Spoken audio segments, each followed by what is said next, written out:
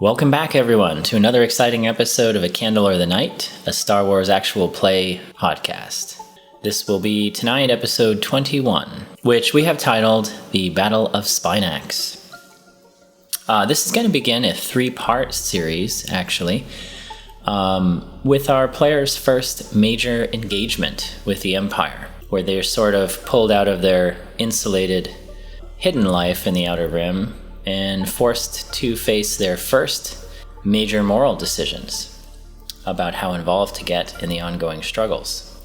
This is an exciting series because we're trying out some optional rules that exist in the Age of Rebellion game rule set about mass combat. I found this exciting because it allows our players to have a role and make actions, and I can design roles for them and things that they can get involved in, but there's sort of a larger overarching combat occurring all around them with hundreds or thousands of participants, and their decisions can help tilt the scales one way or another, but they still can't fully decide the outcomes. So it's kind of a neat way to put the players into a larger combat and have them actively be a participant in it. So we're trying that out with this three-part series. So hope everybody had a great Halloween. This year I did a Obi-Wan cosplay, really a Jedi cosplay that's heavily inspired by Obi-Wan Kenobi from Revenge of the Sith, because I love his costume in that movie. I will put pictures up of my costume, including the garments that I made, as well as the lightsaber that I put together and did some acid etch artwork on. I'll put pics of that up on our Instagram and on our website, or link to it on our website, so you can check those out, give me your opinions. Other than that, just general announcements. We'd love to hear your feedback as viewers to the show. If you don't mind, please send us an email at feedback@candleorthenight.com. Also, if you're enjoying the show, we would love it if you would leave a 5-star review on Apple Podcasts or whatever outlet you get your podcasts from. It definitely helps the show, and we appreciate it. Without further ado, let's get on to the episode.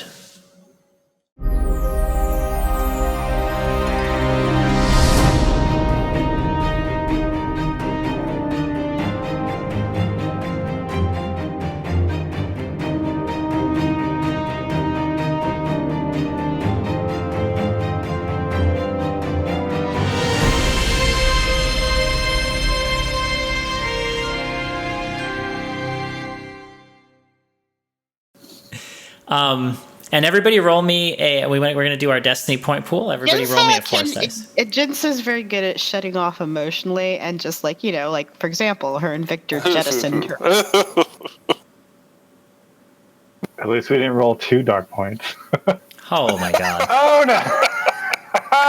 Okay, so far we've rolled 3 dark side destiny points. The NPCs, thank you. All right, guys. What is this force? Yes.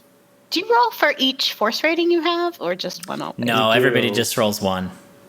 Oh, you only roll 1? Okay. Oh, Jensa brings it back. Jensa brings it back. Needed that. Yeah, because the first thing I'm going to do is say, I would like to spend a destiny point to say that I had my lightsaber stoned. So actually what I think I'm going to do with that is, because trying to hide it would have required a skill check, I'm just going to have you do the skill check as if you did it before. Does that make sense?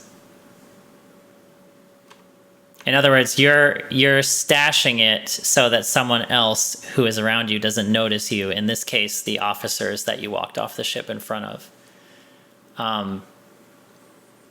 Sure, we can give that a shot. Yeah. I don't know if that works out great for me. If that's skullduggery, which one is that? That would be. I'm trying to learn the different skills that Kip it's basically an average skullduggery check in this case, because I don't. They didn't actually say they searched. You didn't say. And in fact, I'm going to put a boost dice on your roll because they were heavily distracted with some other things going on at the moment. So 1 boost dice, yeah, because there's a moth or something. So, all right. So 1 blue die to my skill roll into purple. Yeah, average difficulty skullduggery and add a boost. All right. Hold on to your butt. Okay, Nice. so you succeed. There's 3 threat on this. How would I spend those? I have shoved it behind my back, and the lightsaber is digging between my butt cheeks. And if I sit down wrong, something bad might happen to me. Did we? That sounds good. I'm gonna say she's walking weird. Your threat. You stashed it so far somewhere it's hard to get that it's gonna take you 2 maneuvers to withdraw it if you try to. Super female ninja compartment. Yikes. Okay. I'm just going to assume I shoved it down the back of my pants under my cloak, and what happened is like as we've been walking, it's been sliding down the bottom of my panties. It's like I have to like really reach down there to get it. Like it's almost on the back of my thigh. I'm kind of like pinching it between my thighs at this point as I walk. And we just got to quickly resolve conflict, and it's only Bior. Bior, roll me a d10, please.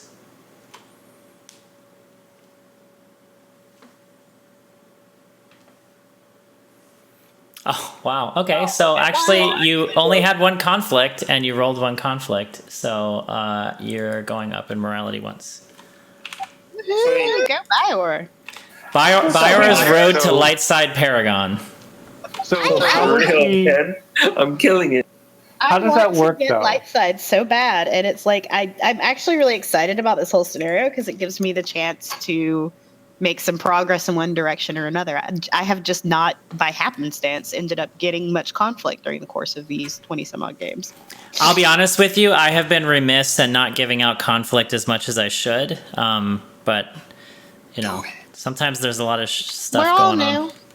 So I have a question though. So let's say he had 2 conflict, and so how does he go down? I understand how he goes up if he rolls a higher score than what he has in conflict. So is going down rolling less? There's a little bit of home brewing with this. I don't like one thing about the morality system rules as written. It's way too easy to fly up to light side in like 5 games, like your light side Paragon, which is really lame and stupid to me. And it's because the rules state if you only have 1 conflict and you roll a d10 and you get a 10, you add 9 points to your morality rating. And basically, our house rule on this is you can only gain or lose as much as the conflict that you did. So it kind of keeps, like, if you're not acting and putting yourself out there morally and making hard decisions, you're not going to go up or down. You're just going to stay the same.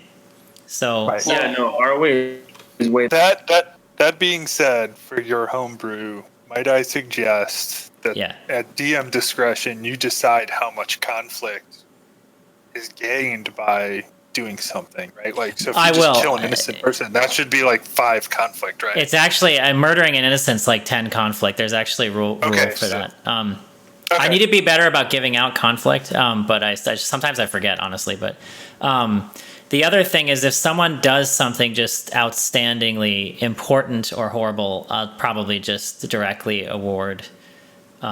Like, conflict is easy to figure out, but if someone does something just outstandingly light-sided, I'll probably just increase their morality. I turned around and just decided to shoot a 12-year-old in the middle of the head because he looked at me funny.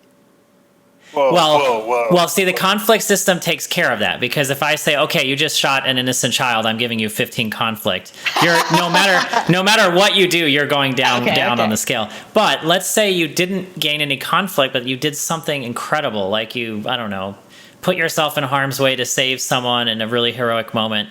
I might just say at the end of the game, I'm increasing your morality by 5 just for the action. You know what I mean? Like when we saved Nguyen? Yeah, you know, things like that. That idea. And 2 things that I'm keeping track of just for our ongoing stuff. Jensa and Tyrus's learning Wookiee language. They have gotten a total of 2 successes each so far. You want me to roll an education now? I'm going to have you roll it at a time that you would have had some downtime during the session, which you didn't last time because we're kind of right in the middle of the action, and you probably wouldn't have had a language lesson when the Empire has descended upon you. The other thing is the crate virus research. You guys are engineering something I really liked that spontaneously came up with, that you are all cooperating to engineer this punishing virus for crate, and I'm keeping track of the roles. So when you have downtime and you guys want to work on that, I'll tell you what roles to make, and you're basically researching. Basically, as soon as we jump to hyperspace again. Oh, for sure. Yeah, and I think that covers the news. And again, I'll just mention our website is candleorthenight.com, and our email feedback@candleorthenight.com. And with that, why don't we jump into our recap and get started? Okay, so if last time on session 20, the party leaves Sembla wounded yet victorious. After recovering the Remus tech for Mr. Hawk, stealing the Crux data breaker, and laying waste to the facility, they plan to rendezvous with Mr. Hawk and claim their reward. Tyrus has a strange vision which wakes inside of him a number of questions. Eladir returns and feels Tyrus is now ready to be trained as a technomancer, should he desire it. Tyrus learns a graceful and amazing new use for Tal Shindir. The party meets with Mr. Hawk, who is thrilled to learn his prototype is safe and the Arakid's Black Book division is in ashes. He pays the reward owed to the party and spends some time with Kip, teaching him the basics of his new droid system, Remus. He urges Kip to use Remus to forge his own path rather than always seeking to serve others. He also challenges Kip to develop the tech further. Before leaving, he gives Jensa a gift and accidentally lets slip the detail that he is rushing off to Hutt Space. This causes Victor to start putting clues together he had learned long before, and the threads seem to connect between a bounty contract on Ord Cestus, Mr. Hawk's presence there, and the urgency to get to Hutt Space. The logical conclusion is made that Mr. Hawk is also heading to the opening ceremonies of the Great Hunt on Nar Shaddaa. Before heading in that direction as well, the party decides to travel to the rebel ship Tenacity, where Master Nguyen is under intensive medical care. Unfortunately, they receive a surprisingly icy reception by the rebels. They're asked to meet with Commander Straith, who berated them for failing to recover Dr. Bendix or his device and putting Master Nguyen in danger. Jensa bristles right back, showing a distaste for authority.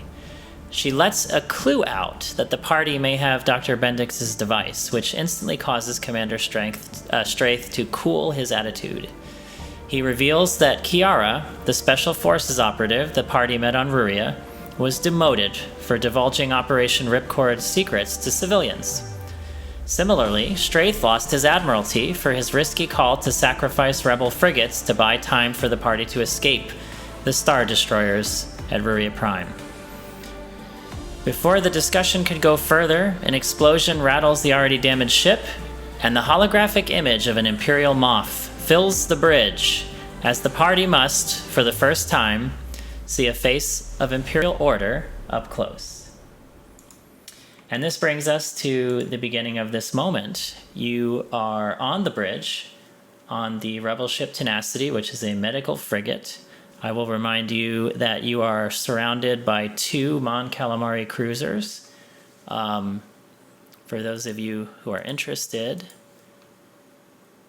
I will tell you specifically what type they are. And no, I don't remember this from memory, so I'm going to look. 2 MC-40A Mon Calamari cruisers are flanking this medical frigate. So you are not defenseless, however, you are all somewhat damaged. The ship, their ships are. As you are on the bridge, a transmission comes through, and you see the image of an Imperial Moff appear before you. In the center of the room, there's a large holo projector, and the holographic image crackles to life in front of you. Yeah, Jensa jumps out of her skin. Like, basically, that's the best expression I have for the reaction I would have to just the initial sight of that, and I would probably move back towards the party, like kind of just jump backwards towards Bior. And are we rolling for Victor for force points tonight? Yeah, I'll let someone roll for him. I mean, if he's coming to the game, then yes, for sure, someone should roll. He has every intention of coming. I will roll. And another dark side point. The Moff gets stronger. Jensa kind of jumps back. I will actually point out who else is on the bridge at the moment. It's Jensa. It's Biowar and Victor, because Tyrus stayed on the ship to make sure they didn't try to search it for the... Okay, so as this hologram appears before you, you see this Moff standing, of course, in this trademark, well-tailored gray uniform, hands clasped behind his back, standing straight with a very haughty expression on his face. And an audio transmission comes through. I am going to play it, and then I am also going to put the text into the chat frame just in case someone doesn't understand some of it. Due to the distance and stellar phenomena around the ship, there's a little bit of interference while it plays. This is Imperial Moff Alkin of the Star Destroyer Intrepid Will. Our intelligence indicates you are a treasonous member of the Rebel Alliance and a terrorist. Your merciless destruction of 2 Imperial Star Destroyers and murder of all hands on board in the Ruria system has made you a Priority 1 target. In the name of the Emperor, power down your weapons and surrender immediately. Or, I'm hoping, you're feeling sporting and you'll come feel the full vengeance of His Excellency's Empire. Any information you may have regarding the war criminal Dr. Kalen Bendix, his Jedi accomplices, or the band of 5 civilian marauders that recently escaped the system may be used to bargain for your pathetic lives. Fire up the turbo lasers. The game's afoot. And as he says this, you could see the bridge crew. They visibly deflate. And Commander Strait... I'm like sheet pale. Yeah, and Commander Strait, he stands silently for a second, and he turns to one of his lieutenant commanders, and he says, this news stays on the bridge for the moment. I'd like to ask our new guests, as well as Chief Engineer Talek, to join me in my ready room for a moment, please. I'm going to say quietly, while he's saying that, I'm going to say it quietly to Biowar and Victor, since I'm basically right between them right now. We need to get Master Nguyen, and we need... Wait, what did you say? Sorry? Sorry, we need to get Master Nguyen, and we need to go. So he walks in. He walks into the ready room, and a chief engineer follows him, and he gestures for the you 3 on the bridge to come with him. I'm going to hesitantly go, but I'm going to go, I guess. Man, yeah. I walked up. I'm definitely sticking really close to Biowar and Victor right now, though. So as you walk in, the door closes behind them, and he stands for a moment, and he looks at you, actually, Jensa, and he says, I owe you an apology. You picked an unfortunate time to stop here. Yesterday, we were locked in a vicious battle in the Liana sector, and we managed to barely escape, though limped away, with severe damage. And we were hoping to get our damage repaired and then rendezvous with the fleet. We had supplies coming in the next 12 hours, but we don't have 12 hours now. Our time is short. And he turns to the chief engineer and he says, at our current speed and the speed that you observe from the Star Destroyer, how much time do we have if we run from them at a maximum sublight? And the engineer, taps on the data pad, kind of runs some calculations, and he says, sir, about 60 minutes, if my estimation is correct. He says, and Commander Strait says, give us a report on the hyperdrive. And the chief engineer turns and he says, well, the hyperdrive coils themselves are intact. Unfortunately, 2 of the relays are essentially destroyed. Can I discreetly turn on my comms to the ship just so that our crew can hear this? Sure, yeah, actually. I'm just gonna discreetly, the minute they start like kind of going into like specifics. Like I know it's going to come on. They're not going to understand why I flipped my comms on, but Ishwar can hear this and Kip can hear this and so can Tyrus.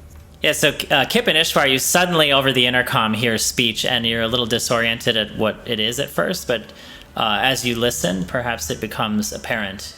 And you hear Chief Engineer Talik say, the hyperdrive coils themselves are intact, however the relays, 2 of them, have been damaged.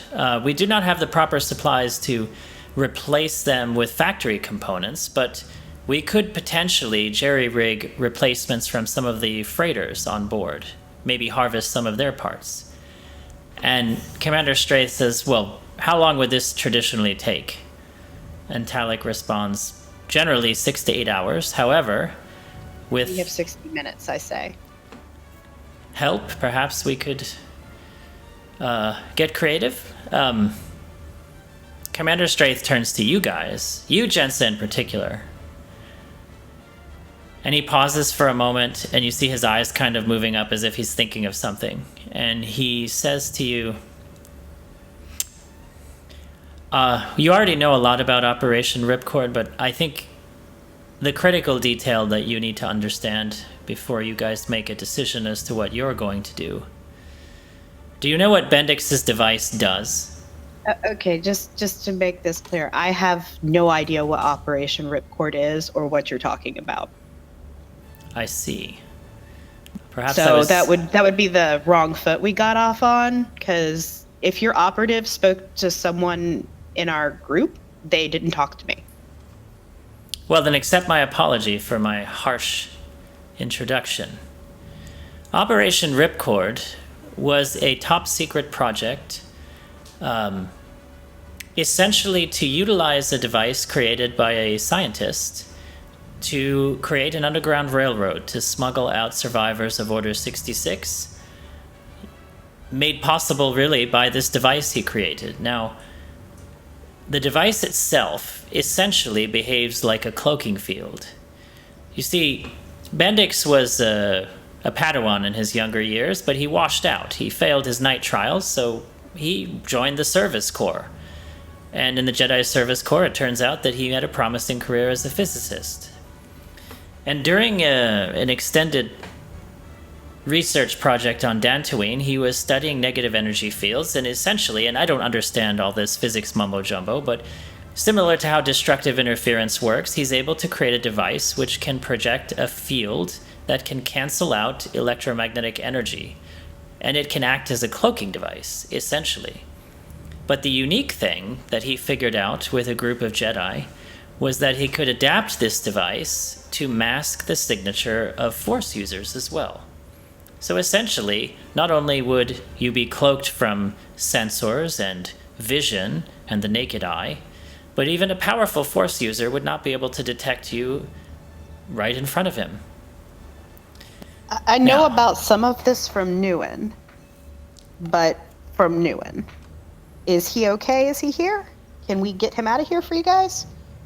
He is not okay. If it weren't for your anti-venom that you cleverly managed to get here, he'd be dead. You see, the poison had been ravaging his system, even despite our advanced medical technology attempting to save him. He's in a Bacta tank in intensive care now. The problem is he's had extensive damage to his cerebral cortex and his central nervous system, and he's been in a unstable coma for some time. Without the medical facilities of this vessel, he would undoubtedly die. The problem is, if we can't manage to get out of this situation, his fate sits with ours. Now, I know he's special to you, and I know he trusted you. If he made the decision to trust you, then I can as well. You asked me what Operation Ripcord was, and I told you it was a project to save Order 66 survivors, but it could be more than that. Imagine the possibility for people such as yourselves, who are different, or have gifts, as I am told by Lieutenant Jeth. You wouldn't have to run anymore. You could go where you wanted, we could create a colony anywhere, and you would be unmolested. Kirk is here. Hold on. And then he turns He turns to you, Bior, and he says, Why should you keep running forever? There's another way. But think of it from a different perspective. Think of it on what this could be used for if it falls into the Empire's hands. Imagine if the Emperor could send assassins anywhere, anytime, undetectable. If warships could be sent to ambush worlds. It's frightful. Now, the device apparently was damaged and malfunctioned and caused a horrible accident, but I didn't want it falling sabotaged, I interject. It was sabotaged. Quite possibly, yes. No, it was sabotaged. My hope is that we can either recover him, the scientist who can help us reverse engineer it all over again, or we could fix the device. I no longer want to take it from you guys. I think it is no more safe with me than it is with you. However, I would like you to continue to put in a top priority any efforts that you may have to recover Bendix before he's sold or killed or whatever might be happening to him. That's actually our next spot. So there's no way to move that Bakwa tank onto our vessel? Unfortunately not. These are hopefully complicated. This is complicated equipment. This is a Class 1 medical frigate. I mean, it's hard to move kind of that. Looking aside to Bior. Abby, out of character, would my medical knowledge allow me to know if Master Nguyen is even recoverable? If you had time to assess him, and yes, I'm sure you could come to a conclusion, perhaps, on that.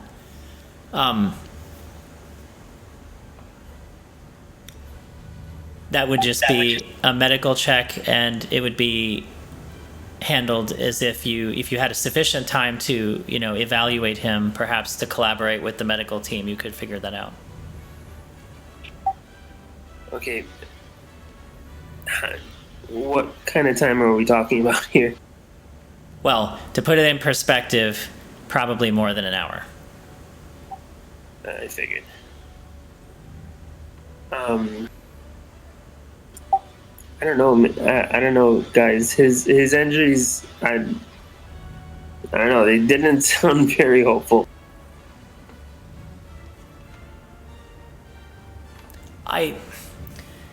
We don't have a lot of time. However, I cannot expect you to sacrifice yourselves or put yourselves in danger for our particular war.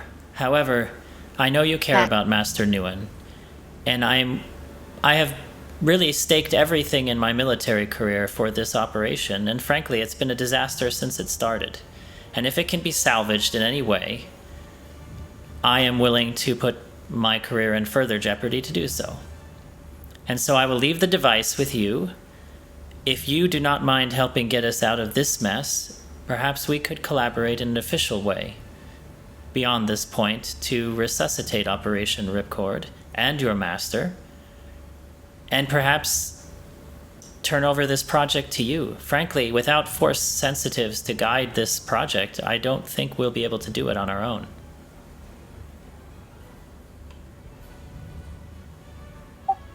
I'm gonna pinch the bridge of my nose and say fuck under my breath. While we're doing that, Ishwar and Kip, you're on the ship, and actually you've heard this entire discussion. What are you doing? Well, we were having a little sidebar conversation there. Ishwar was going to be, attempting to repair the hull while they were away. But Victor's comment is, I guess we have to protect him. Sorry, I didn't mean to interrupt.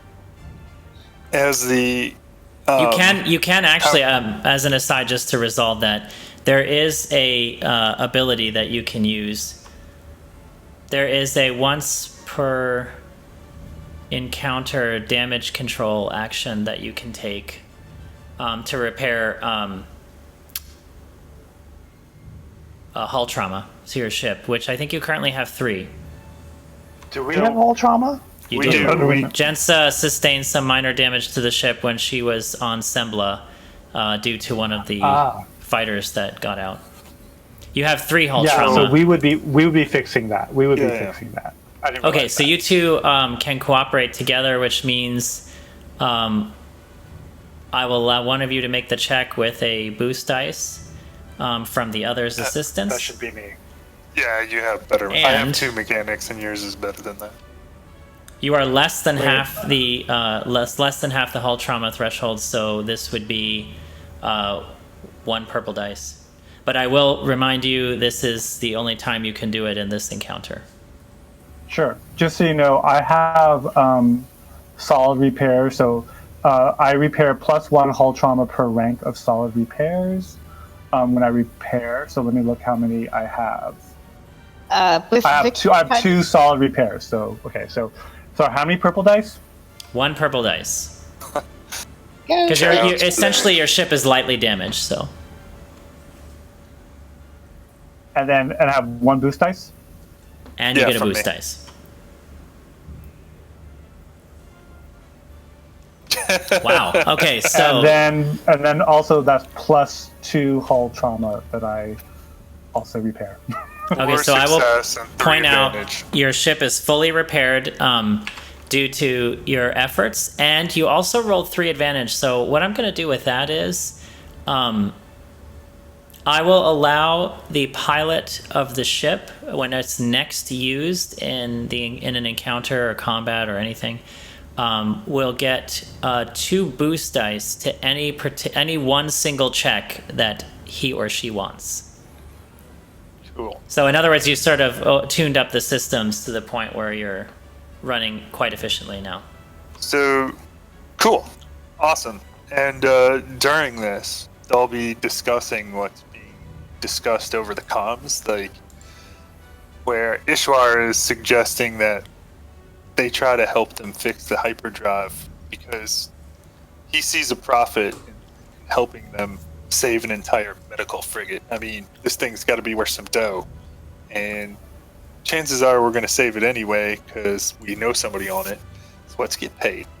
That's basically what he's saying to Kip. So Remus is floating between us right now. How do you imagine? Because he's giving real-time translation, and so how do you imagine his voice? Like your voice sounds through him. Like, is it high pitched like Mike Tyson? Is it like a baritone? Like what is it? Actually, I will point out with Remus's translational system that you have installed from the crew support talent that you did, Remus is able to analyze the incoming sort of vocal pattern and produce the translation in a very similar vocal pattern. So he can mimic the voice of the person. That's what I'm saying, speaking. right? Like, yeah. So what do you sound like, basically? You get to role play your Wookiee. Yeah, you can just speak like a Wookiee. Well, yeah, he would be very deep, right? Very angry, kind of. Very, very, like, very big person. Very Batman-like, okay. Yes. Yeah, he's very There much... you go, best Christian Bale impression. Yes, he's... I am Ishwar. That's awesome. You have to do that now when you talk to us once we understand your language. Well, we do. If you're around Remus, now when you're around Kip, that's how you have to talk. For some reason, I really want to fight Superman. My mother's name is Martha, Superman. too. Mr. Ishwar, I think that they need help repairing their subspace coils, and we should help them like you said. Should we go to the Rebel scum now? I love how casually you said that. That was so awesome. When he was like Rebel scum, term. and I'm like, yeah, he's not leaving the ship. What you mean? What should I call them then? You can just call them by their name. When they're around, just don't call them Rebel scum. Oh, so they don't like being called Rebel scum. Okay. No, that's what their names call them. Ah, yes. No Rebel scum in front of Rebel scum. Okay. Let's enough.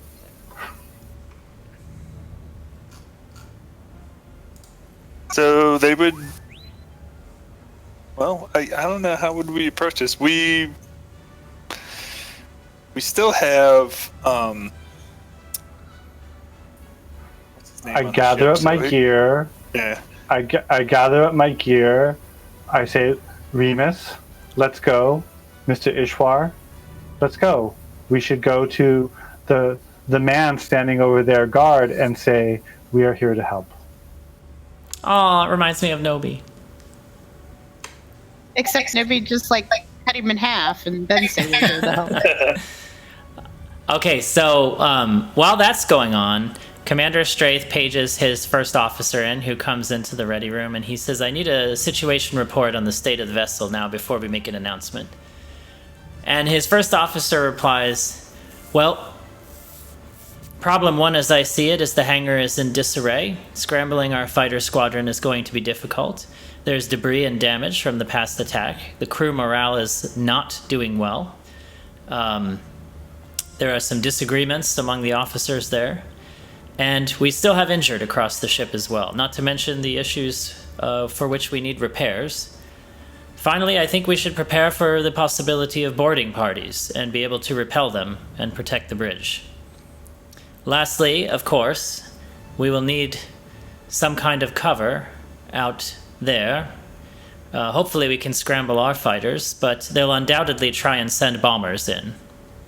While they're talking, since Kirk is now here, and I kind of explained to him what was going on and that Newing couldn't be moved and so on and so forth, while they're kind of talking in a low voice to Bior and Victor, I'm kind of going to look between the two and say, fuck.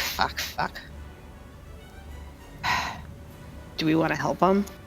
I feel like we don't have a choice. Well, it might work out. It might work out better for us if we do help. Well, now that the guy's not being an asshole, it's kind of hard to just blow him off, and Master Newin's not going anywhere. That's what I mean. We can't take Master Newin with us. So we're kind of stuck between a rock and a hard place. We have to do it whether we want to. I think we owe it to Newin.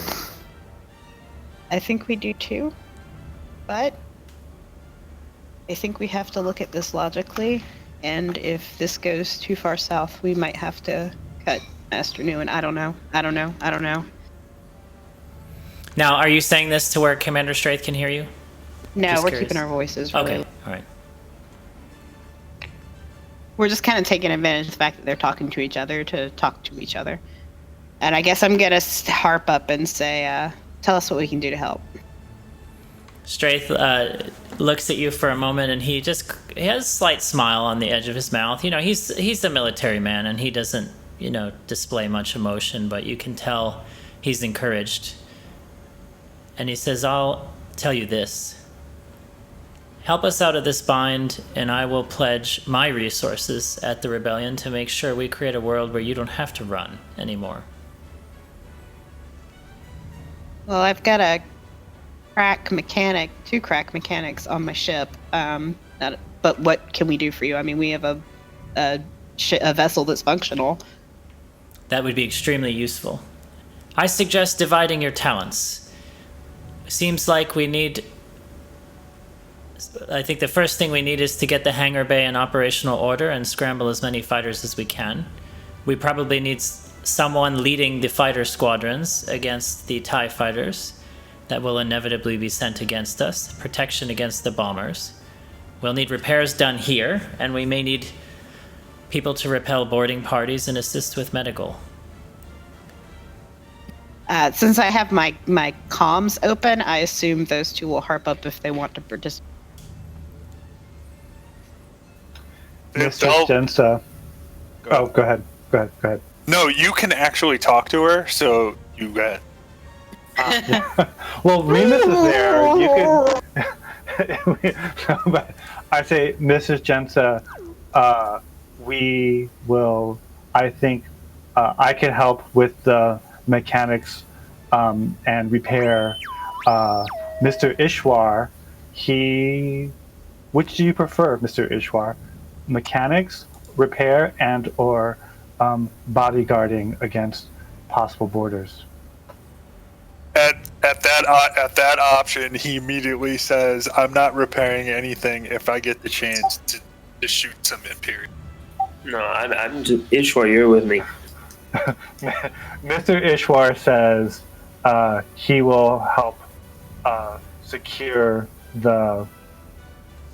He will protect against boarding parties. I will. I have a mechanic named Kip down there who's going to be reporting to one of your people for assistance as far as repair goes, and a Wookiee that I think would be eager to kill some Imperials. A Wookiee warrior? That will take. Now, His name is Ishwar. Sorry, your repair person can coordinate with Chief Engineer Talik. Who will be leading the X-Wing squadron? I guess that's fucking me. Looking at Victor. Quick. You've gotten better with the gunner. Quick interjection. I can either help with boarding parties or I can gun the turret because I have. True, you have two weapons now on the ship. Ishwar, I really could use a gunner. Hey, he'll agree to that. I know Byra is going to deal with the boarding party, so. Yeah. I don't need to ask. You know where I'm staying. Victor? If you need a comms guy, I can help you. That would be much appreciated, sir. Let's go. I will also offer you this. If you can help us get out of this mess, I will give you an official writ of authority for the Rebel Alliance, and you can be privateers with our support. Well, that sounds great, but I'd just rather you keep our master alive, I say. And that you can count on. I've known Master Nguyen for quite a while. Don't suppose you could help us out with Boss any?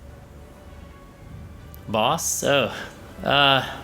Not my area of expertise, but I'll do what I can.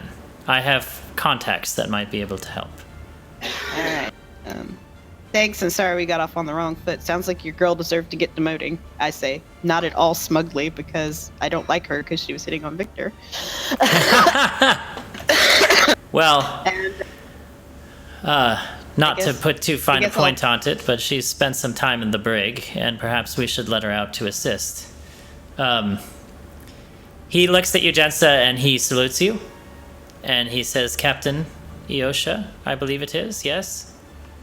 He's looking at you for confirmation that that's your correct name. Yes, I say as I fish my lightsaber out of my butt crack and put it in my pocket, since that's no longer necessary to hide. His eyes dart down, and he tries to stifle a bit of a complete shock as to what that is. He obviously recognizes what that is, and he doesn't want to crack it, crack his exterior. So he kind of just regains his composure and says, very well, I'm putting you in charge of our fighter squadron. You will be their squad leader, and they will support you in the engagement. And I think this is a good point to, out of character, kind of explain to you how this encounter is going to work. Because I am particularly excited to try out some new rule features that were released. Now see, I wish I hadn't bought out my lightsaber tree. Instead, I'd bought out my ship tree. Damn it. Oh, well, you and I know we have something special coming for that. So, yeah. Basically, we're going to try out some rules that have rules that have come out for Age of Rebellion that I think are really elegant and very Star Warsy and a lot of fun. Essentially, rules came out for mass combat, which allows, usually we're used to player characters engaging in personal combat and making decisions as a single entity and having certain results come out of it. In this case, they've enacted a nice system where you guys can be part of a major battle with hundreds or thousands of troops, and your individual actions can add dice effects to the final rolls of how the large-scale battles come out. I love this system. It's very neat, actually. To sponsor us. I love this system. So I'm gonna kind of just general sketch how it works so you guys understand what you're trying to affect. But essentially, large-scale mass combat, of course involving large armies or large navies, is broken down into phases. And at the end of each phase, a single large dice pool is rolled. And the dice pool basically is constructed from, number one, the forces the enemies, so the acting force, meaning whoever's making the action or the attack, the amount of forces they have comprise the green dice, their ability dice. The amount of enemy forces being acted upon comprise the purple dice, or difficulty. Then the number of, and each side selects a commander. And the requirements are the commander either has to be in contact with his troops or be able to reasonably communicate with them. In other words, if his communications are knocked out, his bonuses disappear. But the commander, however many ranks he has in the skill of leadership, is how many times you upgrade the green or purple dice.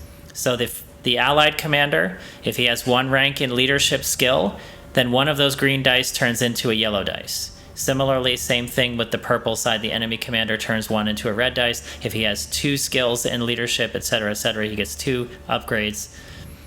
Boost and setback dice are circumstantial depending on the morale or supplies or things like that. And at the end of the particular phase, the dice pool is rolled, and based on the results, you decide what happens in that phase. Does one side win and advance? Does the other side retreat? And of course, the threat and advantage have decisions on how future rolls are going to be. Now, the players, their individual actions during the encounter can either alter how many dice are added or taken away of each side. And so it gives you guys a chance to be part of a huge battle and do things independently that may tilt the scales. Granted, if things don't work out, you may act valiantly but still lose the battle, but it's all sort of left to chance. But it's a very nice system, and that's what we're going to be doing for this encounter.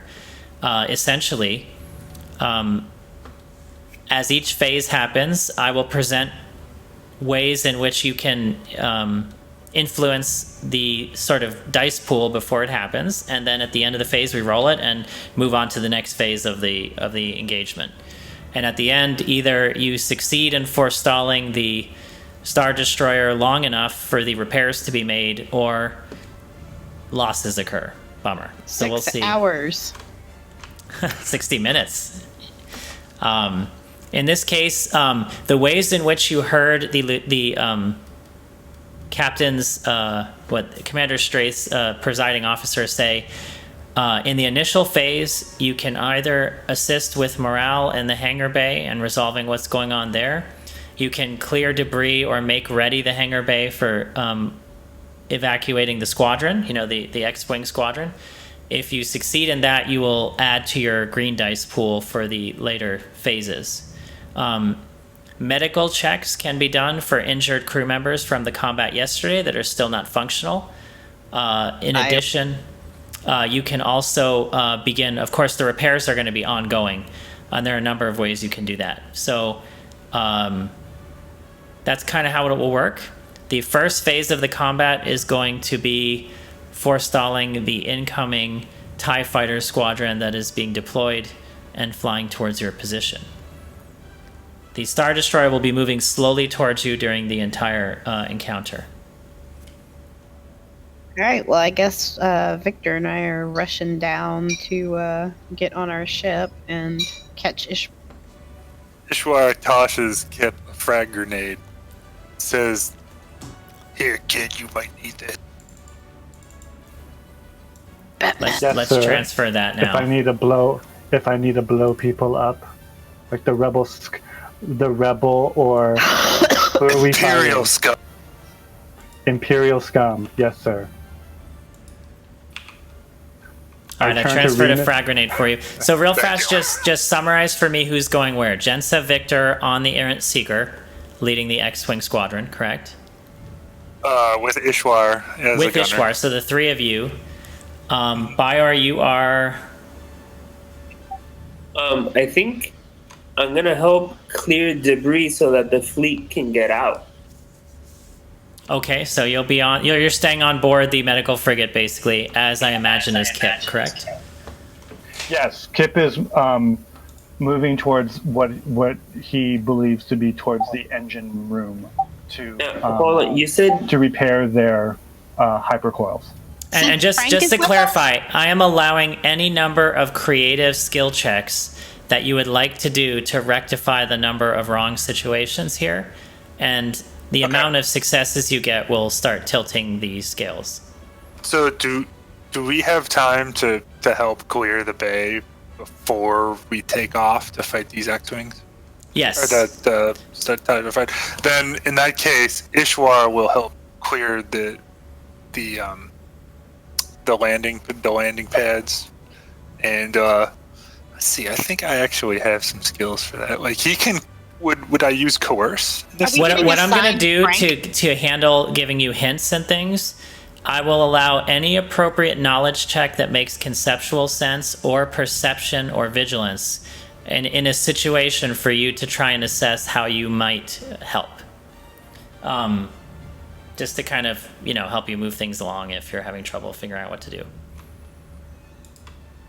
Yeah, he could, couldn't he? That would probably help with morale as well. That's what I'm thinking. I have athletics, I have coercion, and I have warfare. Yeah, him and Byor can use the force to move stuff. So let's do this. As you guys are going to deploy, because I think that's where you're headed next, you walk back out on the bridge. So you walk back out on the bridge, and as you do, you see another hologram appear on the large projector in the center of the room. And in this case, instead of an Imperial that you see there, you see the large form of a Mon Calamari. Admiral Akbar type race. He appears. You can call them Mon Calamari. They look like giant calamari. No, that's literally what they're called. Yeah, I think that's what they are. Yeah, that's what they're called. So Mon Calamari appears in large form in the center of the room, imposing and regal in his. Clearly, anyone. It's probably not necessary to make a check, but anyone who has knowledge warfare would kind of recognize that he's a high-ranking officer, and he appears there in front of the room, and as he does, you see Commander Straith's eyes kind of light up. And a transmission comes through the intercom. Commander Straith, Admiral Ekna here. Your medical frigate is no match for an Imperial Star Destroyer. You take Admiral Krepon's cruiser as an escort and attempt to escape. Based on your last update, you mentioned your hyperdrive was non-functional and being repaired. Please make haste to find a way to correct that. I know how creative you can be when cornered, old friend. Our cruiser will stay behind to buy you time. I have discussed it with my bridge crew and we are in agreement. We know what precious cargo you carry, which might be the last of its kind, and cannot be lost to the Empire. Good luck. So as that transmission ends, you see Commander Straith, his kind of, a little bit of a sad look on his face. And on the view screen there, you see one of the two cruisers, instead of kind of hightailing it, trying to get away from the Star Destroyer, begins to change direction, turns around and heads towards the Star Destroyer. And you kind of see like a little bit of a deflation in the room amongst the bridge crew as the realization of kind of what that means hits everyone. And at this point, Commander Straith kind of turns to one of the bridge officers and says, I think it's time to make an announcement. And he turns to a droid on the bridge and he signals to him. And basically you hear kind of like a bosun's whistle sound as like, that kind of sound as intercom goes on across the whole ship. And he says, attention all hands, this is Commander Straith. As you may now be aware, we are being pursued by an Imperial Star Destroyer bent on annihilating us. We fought valiantly yesterday and suffered great losses in the Liana system. I had hoped we would have time to lick our wounds and regroup, but alas, fate has denied us this luxury. I won't sugarcoat it, our situation is grim. The hyperdrive is still offline from the previous battle, and we can only run so long. If we can cheat fate again and band together to get this repaired before the Star Destroyer closes the gap, we can give the Empire the slip and regroup with the fleet. If we cannot achieve this, then we will turn and give the Empire the fight of their lives. I must also point out we have distinguished guests aboard. We are fortunate to have specialist consultants with unique skills whose paths have crossed ours. In their goodwill, they have agreed to lend their talents to our cause. They are civilians, but I expect each and every member of this crew to show them the respect that you would show me, for our lives may depend upon it. Though I am tempted to express what an honor it has been to serve with such a fine crew, I stop myself, knowing it will not be necessary, for we have the most clever and resourceful soldiers in this fine alliance, and we'll see this through. Whatever the outcome may be, let's show these fascist bastards bearing down on us what the spirit of rebellion truly is. That is all. And as he does, the intercom clicks off. He nods to you guys and says, "We're at your disposal. It's time to act." I looked at Jinsa, following your lead, Captain. Getting on the ship. Hold on to your butts. Okay, so as you guys move back down to the hangar bay, you see a number of things before you. Anyone who wants to make a perception check, it would be average difficulty. Yeah, sure.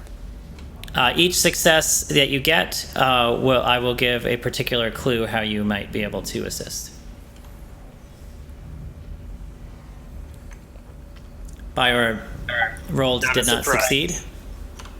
No, Fire's great luck. Ew. Ishwar rolled a failure I into missed threat. the roll request. What is it for? I'm sorry. Perception, average difficulty, and it will be to assess, basically do a situation assessment in the hangar bay.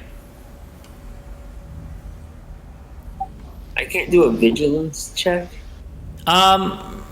I will let you on the next round. Actually, you could do vigilance. I would have done that too. Yeah. Okay, so the chaos that you find in the room is kind of overwhelming, and you're really not sure where to start. You see a number of sort of pieces of large debris kind of in the way. There's some damage to some of the TIE fighters. They're trying to just patch up well enough to just get them off the ground. There's some arguments going on between officers here. The normal support status here, there's usually droids that help fuel ships and things, are non-functional at the moment. Jensa, you notice as you rolled one success, you notice probably the thing that stands out most to you is the general deflated appearance. No one is moving quickly. People just are kind of not moving with the appropriate concern that one might have in this situation. And you see two officers arguing with each other. I'm gonna mosey over to those officers and go kind of look at them to see if I catch them. And you overhear saying, "You have no right telling my squadron what to do. We outrank you." Whoa. They both stop and look at you, kind of incredulous. Okay, I don't know if this is charm or I can try a blind leadership because I don't have ranks in it. But I'm basically gonna say, "What the fuck are you two doing?" And I motion out over the group and I'm like, "Guys, we're supposed to be on the same team and look at your people. They're totally not moving their asses. Yell at them, not at each other." Okay, since you're trying to reason with them, I'm gonna have you roll negotiation. Okay. Not my thing, but hey, viruses. In this case, it's average difficulty. Can I channel the negative side of the Force and use one of the bad guys' dark side tokens to motivate this? Wouldn't that be nice? The plethora of dark side Force points that you rolled. Okay, so you rolled one failure. So they look at you for a second, and then they completely disregard you and turn back to each other and start arguing. Victor, you see these guys? And I'm gonna just start trying to, I will start trying to bark orders at the people running around the hangar, not moving their ass to motivate them, since I can't get their commanders to stop fighting. by the way, as an out of character aside, the pre-combat phase for this hangar part will be 15 real-time minutes. So it's basically 9 o'clock. So at 9:15, the results that we have will move on to the next section. Yeah, I'm gonna try to use basically my quickie scavenger abilities to yell at them at what needs to get moved, and I'll start bossing their crew around if they're just gonna fight with each other, and hope that Victor can get them to stop yelling at each other. That's all I got.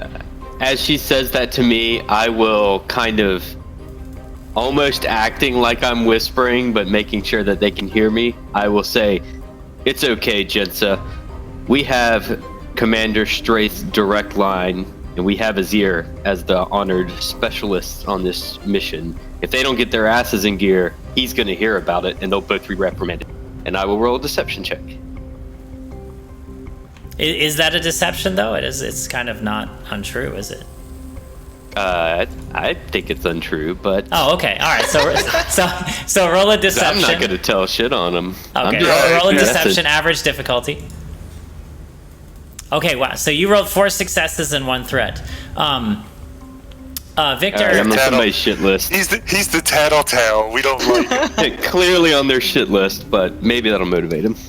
So you rolled 4 successes. So actually, they stop for a moment and they quit arguing and they kind of look at you, and one of them says, "Listen, we barely got out of that fight yesterday. And now you're going to send us out to essentially be killed today? I mean, what's the point of all this?" I'm not sending you anywhere. The Empire is coming here, and you don't have a functional hyperdrive. So if I were you, I'd get off your ass and get to...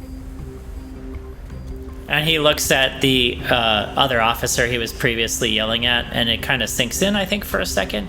The other officer kind of looks at you, Victor, with a little bit of disgust.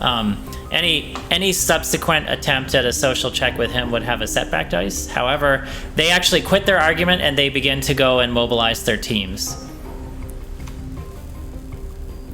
I just head straight to the shuttle after that. Still completely unimpressed with the rebellion at this point. Okay, so Ishwar, I would welcome you to make any free check, perception, vigilance, and knowledge check. I would. Let's see. I'll take a vigilance check. Again, average difficulty.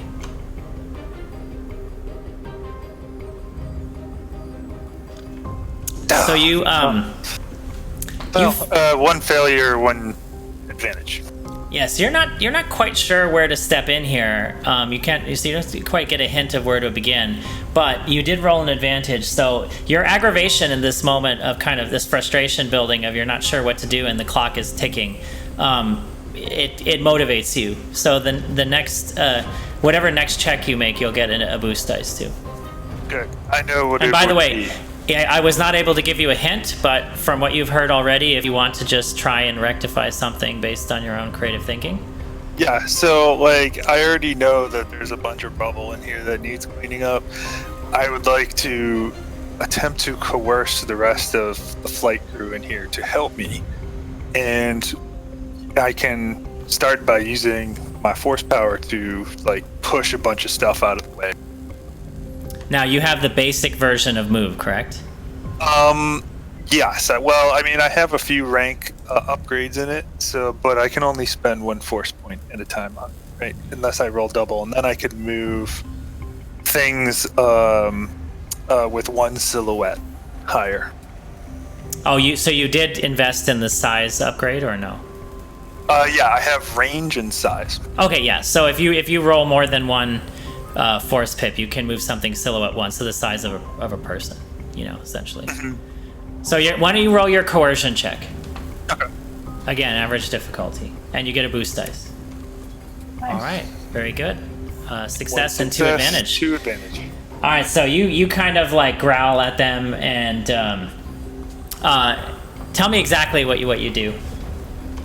So first thing he does is, if everybody's distracted, he'll just let out a really loud roar to kind of get everybody to just stop what they're doing and pay attention. And then he's just going to start using his strength to just kind of like push that stuff and like then like wave everybody over, since they probably don't speak his language. Like, you know, he's like, I need help. All right, and you do manage to mobilize a few people who are startled, sort of like the deck crew, and they start running and sort of picking up large debris. They're having a little bit of trouble, though, because it's kind of large, heavy things. So like 2 or 3 of them are trying to pick up this large fallen sort of metal ducting that has fallen down from the hangar above, and they're trying to drag it out of the way of the launch zone. But they're working on it. That brings me to Bior or Kip. Anything you want to do in this moment? I, again, invite you to make a free check of your choice. Perception, vigilance, or a knowledge check. Go ahead, Bior. Well, since I'm in the area of Ishwar, would he be able to boost my vigilance check? He's already acted this round, so... Okay. Alright, so I want to do... I don't know what would be better. Would I be able to use like warfare knowledge to try and absolutely clear out this area in the most efficient way possible? Well, you can make a knowledge warfare check to do an assessment, and that might give you a clue of what action to take. Okay, so is it average difficulty? Average difficulty, that's right.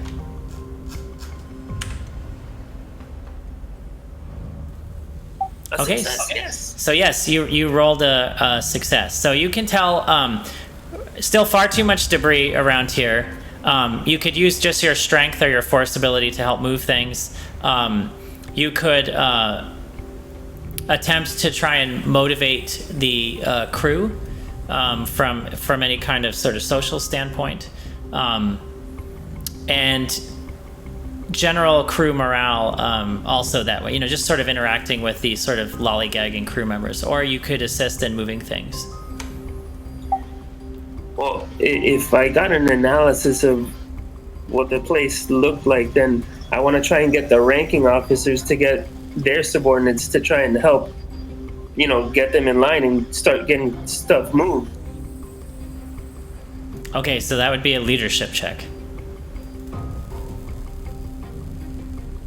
Which may not speak to your particular skills. I'm not sure if you No, it doesn't. That way. Yeah. But I just figure the more people I have helping, the faster this is gonna get done. Okay, so go ahead and just roll a sort of untrained average leadership check. Okay, so no successes, and you rolled 1 threat. So basically, the crew kind of disregard you. They're like, "Who is this guy?" And they kind of just like. Next time you try and interact with them socially, they're kind of probably not going to listen to you. They'll have a setback dice. That sucks. Kip? Kip sees a bunch of non-functioning droids. Is that correct? Yes. That's what you said? Yeah, Okay. there's a lot of non-functional support droids that are supposed to be fueling ships and readying things to launch. Right. So Kip's gonna... Well... He actually has a conversation where Remus is telling him that he should help out, and he says, but we have to go to the hyperdrive. And Remus is saying, no, you should help here. So he finally relents, and he says, okay. And he's going to try to figure out which droid or which area that he can start fixing to have the maximum amount of ROI, return on investment. I like it. Okay. So do I roll mechanics for that, or vigilance, or what do I roll? You can either make it vigilance or knowledge education to get an idea, but I think you already have an idea of what you want to do, so that might not be necessary. So I'll just let you roll the mechanics check to do, to... Mechanics, okay. Average difficulty once again, and the number of successes will be the magnitude of which you speed things along. Let me just make sure I don't have anything I can add. So I'm repairing, right? You are repairing and sort of reactivating. Am I droids. Modifying anything? Not necessarily, no. Okay, so I don't get inventor. Okay, that's it. And these are droids. Hey, can I have Remus help me I have speak binary, can I get a bonus? Oh, absolutely. Yeah, okay, totally. So I'll have a boost dice. As a direct effect of your speak binary. Yes, okay. So I have a boost dice for that. Okay, so you roll 3 successes and a threat. First of all, you totally succeed. You basically get the entire ground crew, droid support crew, running again. They're actively refueling ships. In addition, you actually have them loading armaments on some of the X-wing fighters. So you have actually created enough successes with this roll to grant basically one effective deployment, one squadron of X-wing fighters to what you're going to be doing. You guys can try another round, or you can just keep moving forward and move on to the first round of the mass engagement.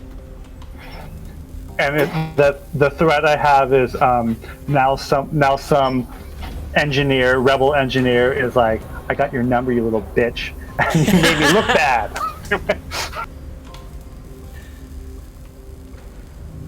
All right, so we can go another round for sort of preparation, or you guys can just move in. I'll leave it up to you. If we punch it to intercept, can we get them into a tactical positioning earlier, which will buy us some time? Yeah, that's kind of what I was thinking. Just so you know how it will work, as since you're the squadron leader, I'm going to share something with you, and you'll see what bonus you get for being a squadron leader. Right now, you have one squadron of X-wings that are escorting you, I guess. Oh yeah, 1S. Yeah. Okay, so I'm gonna share this to you. This is how the mechanics of the X-wing thing will work. Here we go, squadron leader. This will apply to everybody on the Errant Seeker once they're out there. So every turn you will get a choice. You have basically one wing to expend with this. As long as the wing is with you, or one squadron, every round you get to choose one bonus. The third of the options, so one is add a boost dice to all combat checks. The second is add 2 defense to all facings. And as long as you choose, can make repairs too, right? While we're flying. He could, yeah. As long as you choose one of the first 2 bonuses, you don't expend the squadron unless they get directly attacked. The third one, if you use them to absorb an incoming attack and they get enough damage, you'll chip away at them and actually expend them, and they'll be gone. So you have one squadron right now. You can go another round or just leave with what you have. I think we should try and get another squadron. I'm gonna help try to get another squadron. So let's help clear the deck. All right, so you have 4 minutes before things escalate. We'll start with you, Jensa.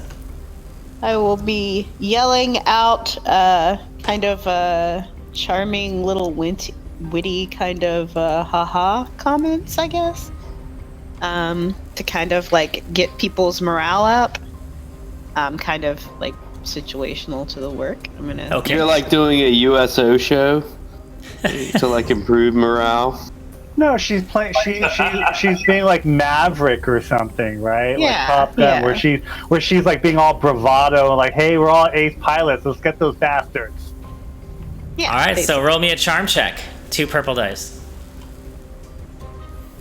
Okay, 1 failure. All right, in the interest of time, we'll move on to... They don't like your gallows humor. But I am physically moving stuff, so... Okay, we're moving on to Victor. What do you want to do, Victor?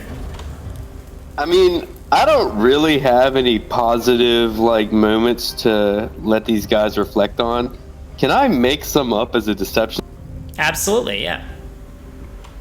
Yeah, remember that time, Jensa, back in whatever place, when we were nailed against the wall and we defeated 15 TIE fighters to 1, came back and won the... I like it. Roll it.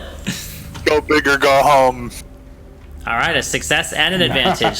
You're going to actually give your next teammate whatever check they make a boost dice. And awesome. Okay, so you have succeeded in lighting a fire under them as you inspire them with your lie. And okay, Bior, or who is next? Ishwar.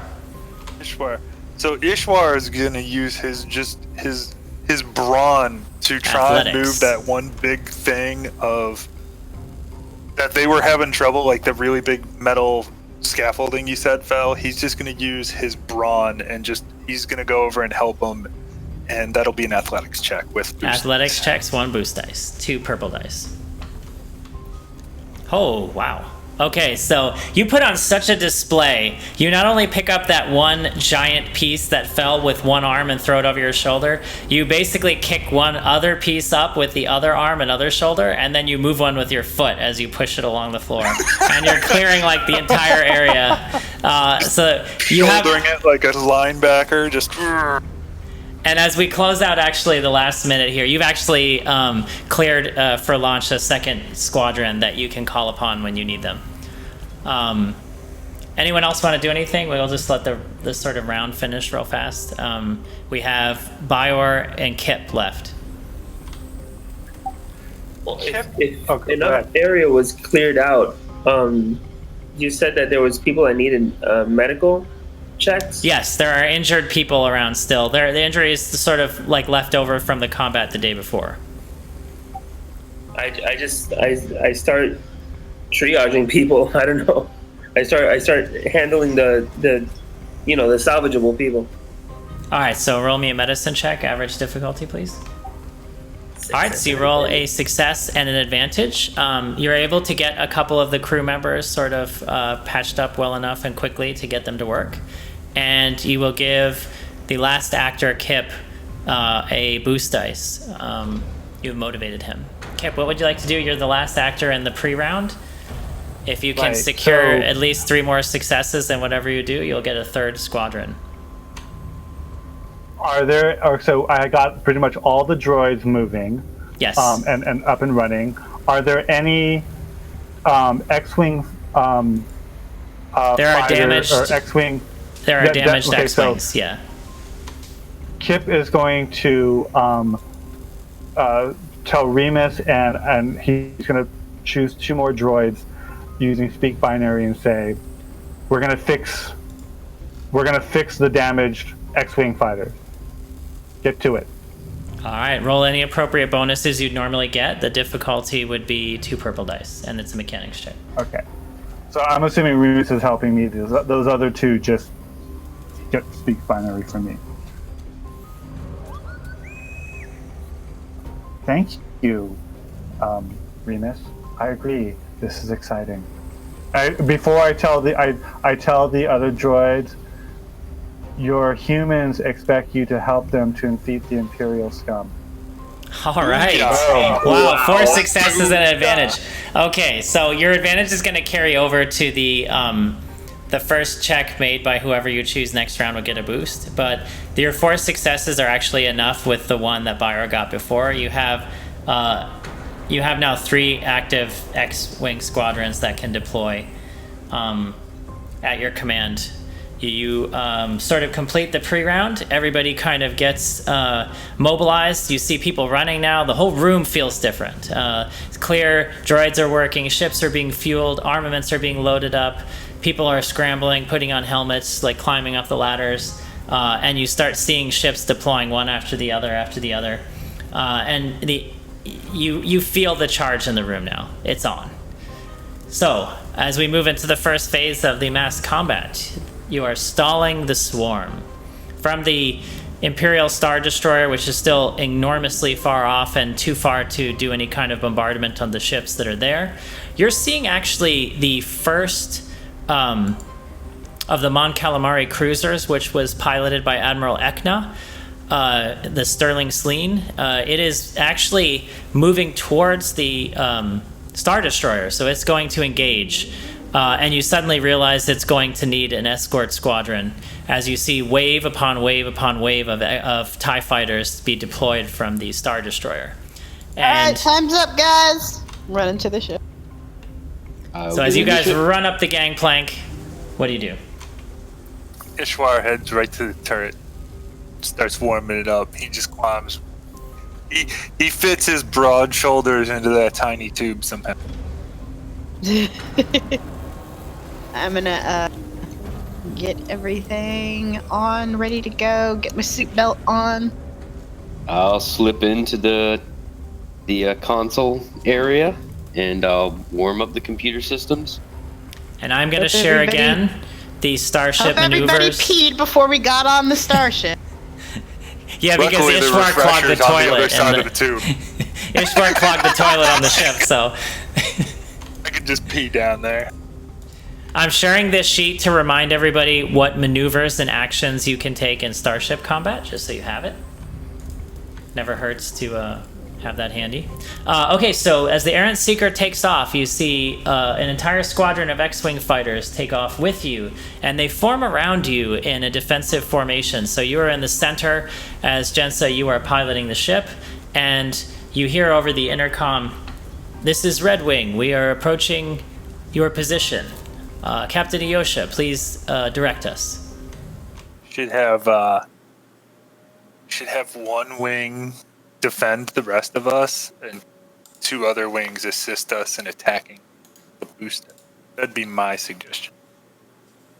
Yeah, so at the beginning of each turn, Jensa, you can decide which bonus you get.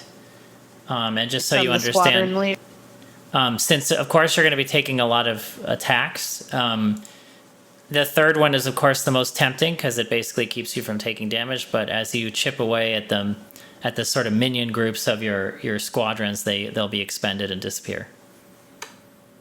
Yeah, I don't think I'm gonna pull a Percy. Not that that's relevant to most players in this game, but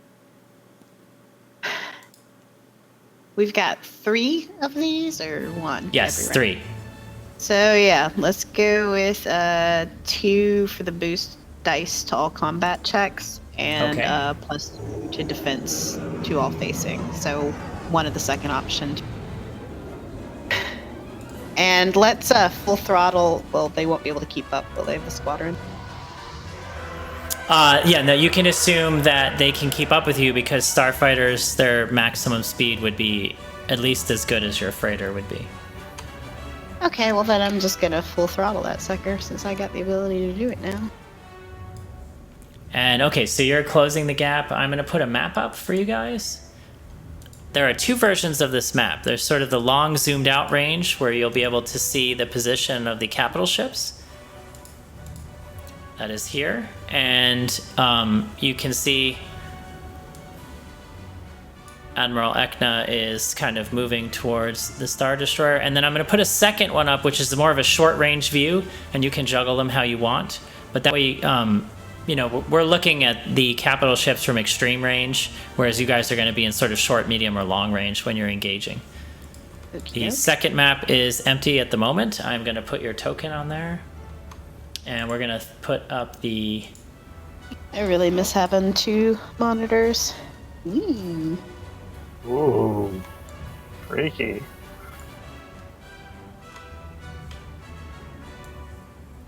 TIE fighters get concussion missiles, or at least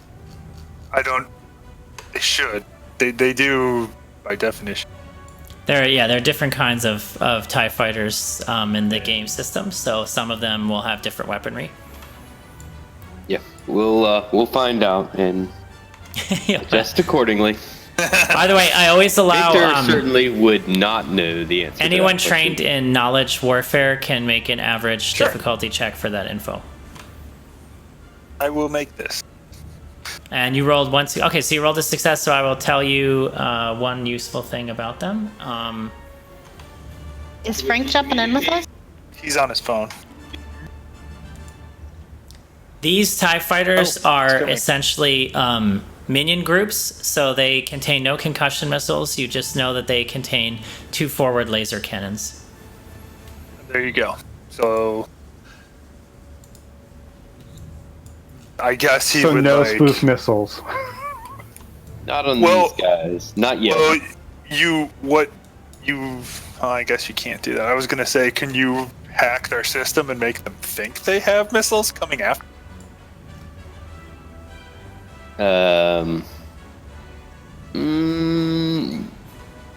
You could probably make them feel like they're locked. Right, yeah, like they've got a lock on their target, but I think I'm going to go for something else first, but we'll see. We'll wait till Vic's turn. I've got some ideas. I can also, for each of my movements, I can offer up discipline checks to increase boost dice for our firing, because I have 3 ranks of disciplines. Real quick, the full throttle thing is actually an ability I have to roll for, and it's basically like I'm attempting to immediately go like full speed instead of taking several rounds to get there. And since you are planning the engagement, I would like Victor, Jensa, Ishwar to all roll cool as your initiative. So on the main page of your character sheet, you see an initiative section and roll the cool check. Should we be rolling vigilance since we're starting this engagement? Cool is when you plan the engagement, and vigilance is when someone surprises you. Oh, wow. I thought that was the other way around. Nope. Oh, nice. Wow, you guys are doing well. Because I thought cool was your reaction under fire, vigilance is when you plan. Oh. No, Victor's a cool dude. Opposite. For initiative, cool is when it's planned or you know it's coming, and vigilance is when someone tries to surprise you or you're caught quote unquote flat-footed. I'm a cool dude anyway, so. There's a lot of dice getting rolled. Yeah, eek. All right. We are new. That's a lot of TIE fighter. Use any of his dark side points. You should use one. I hope he uses them because then we get them back. That's why I'm Oh, I forgot to put your X-wing. happens? I forgot to put your X-wing squadrons on there. Hang on one second. It's just It's us. just us. I hit full throttle. They couldn't keep up after all. Don't worry, Okay. Ishwar. Well, those are some big X-wings. Ishwar will like throw stones as they The new, fly out. It'll be like Warhammer 40k. He'll lean out the side of the How plane many, with his vibro axe. How many are you deploying of your 3? Are you putting all 3 out at once? Yes. Yeah, we were doing 2 to 2 of them give were us going. boost dice, and 1 of them to help us. Actually, you only pick 1 bonus per round. Oh. Well, we'll take the boost dice. Okay, and by the way, we will move in and out of combat here to jump back to Kip and Bior in between, because you guys are on the frigate, correct? Yep. Sounds Okay, good. so we will start first round of battle here. And we are going to have the TIE Squadron go first. Ooh. So they actually are, let's see, medium distance. Wow, they beat my super force advantage then? I guess You they got a did. triumph. Wow. Rip. Apparently they triumphed as well. Rip triumph. Are we getting dark side points from them? We get Destiny back? They haven't used any Destiny against you yet, but when they do, it will flip back. They are spending, they're gonna actually only spend, they're just gonna spend a maneuver getting they're gonna trade their action for a maneuver and basically try and close to close range. And We only have close range weapons. And do you have the chart that basically goes over what we can do in an action? You raised it up, or you did. there you go. That tells you all your actions, basically. So all 3 squadrons actually just haul A and close the distance. And now we turn it over to the first party player slot. Well, I guess that will be me. We're in short range, right? You are now in close range, yeah. Short range, sorry. Actually, let me. Would you- Can I try and do you my can, computers you can do your computers first? thing Because- first. Yeah, go. Yeah, I'm gonna try and take the lead squadron and slice enemy systems, which exposes them, may make your shots easier. Okay, so Also- that is hard computers check, correct? It is going to be an average computers check for me because I have Codebreaker. which reduces the difficulty of computer checks by 1. Don't we also have something installed in the ship that can either help us or defend us? In defense or attack systems? Look at your Crux data breaker. Does that apply to this situation? Right. I guess it would, right? +2 boost dice made to slice computers and it applies. enemy systems. That's really good. Add that stuff. So here we go. Yeah, that's why I wanted Victor. So Holy the first hell. ship. Holy hell! And you win the whole fight, and everybody explodes. He got just for anybody listening, he got 4 successes and 5 advantage. Yeah, so basically the lead squad, or the squad leader of the first TIE fighter group that straight into our X-Wing fighter here at around 9 o'clock. Their cockpit basically turns into a strobe light. All of their systems are flashing on and off and on and off. Okay, so and he's like trying to figure out what the fuck is going on. He loses 3 defense in his forward zone, and he gets 2 strain to his ship. Okay, so and since minions do not have strain, that counts as wounds, as hull trauma. So he basically takes. Oh, shite. Yeah, so let's see. That is the original TIE squadron. So he takes instantly Okay, so the hull trauma per minion vehicle is 6. So 2 strain to target because I need 2 advantage to do a strain, and then they lose 4 defense in their forward defense. So basically, he can't coordinate with his group. They're going crazy. The inside of his TIE fighter is just flashing red and yellow and going off and on. Giving him somebody has epilepsy is in trouble. Huh. Alright, so the way I'm going to do that actually is...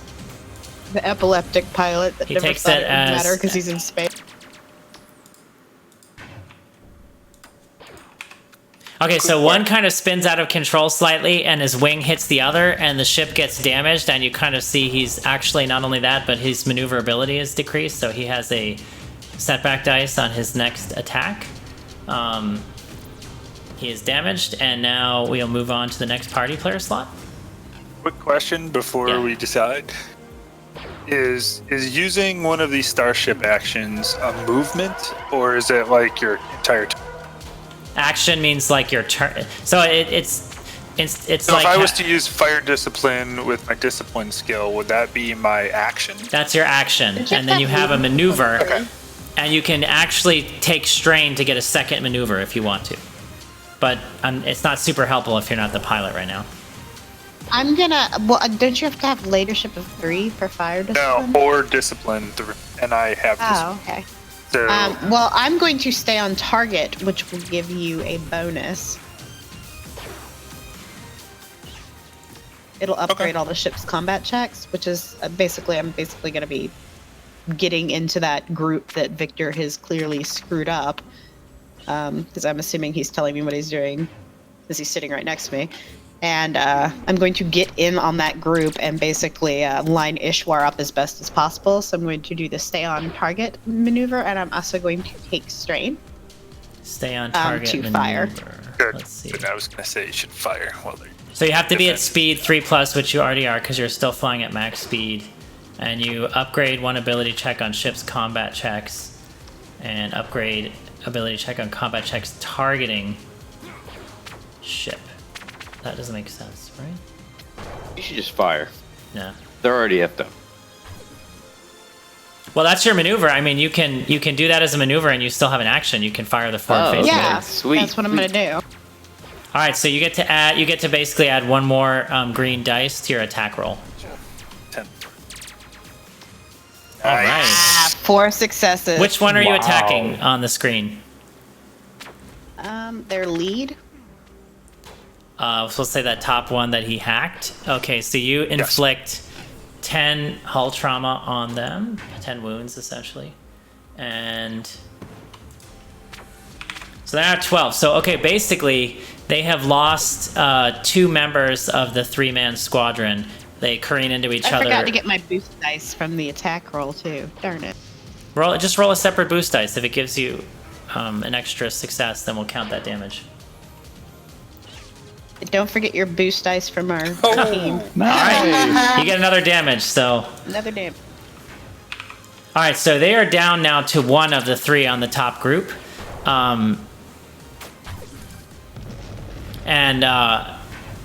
As you kind of fire the weapons, and you hear over the intercom, like, the TIE Squadron pilots are cheering as they kind of, like, swarm around you. And we'll move on to the capital ships are too far away to do anything. So we're gonna let them just go, and that brings us to an extra party player slot. All right, Ishwar will attempt to finish off the last of that 3-man squadron. I will shoot at them, and I get a boost dice and From an me. extra green dice. Correct? Yep, you get an extra green dice from me.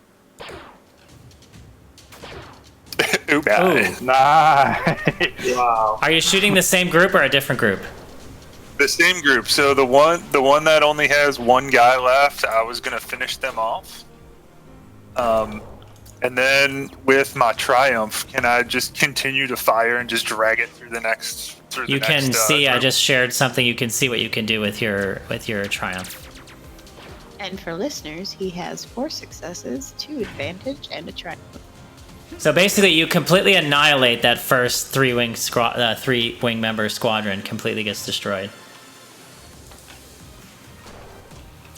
With my 2 advantage, I'll add an extra boost dice to her next piloting. And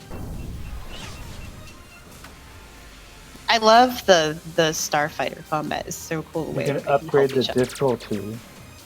Well, he's dead now, so would. But I'll let you carry that over to the next unit. Let's say that the ship kind of the debris of the ship like flew in front of their attack patterns, so they would have a hard time hitting you.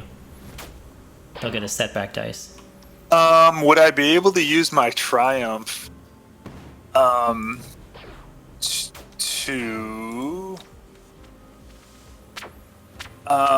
notice an enemy, a flaw in the X-Wing's defenses or in the capital ship? Any of the targets that you're currently engaged with, you can apply that to. Okay, I see. All right. It's a hard choice. I can't just drag them over and start damaging somebody else. My success. I can upgrade her next. She gets a free upgrade on her next piloting check, and she'll get. And she gets a boost dice on her next damage check. How about that? Sweet. Okay, so pick one of those. No, I get to choose both because I use got advantage. my 2 advantage and then my success. Okay, great. So that concludes this particular round, and we're actually going to jump back to Baior and Kip. You are on board the medical frigate. What are you doing? Go ahead, Baior.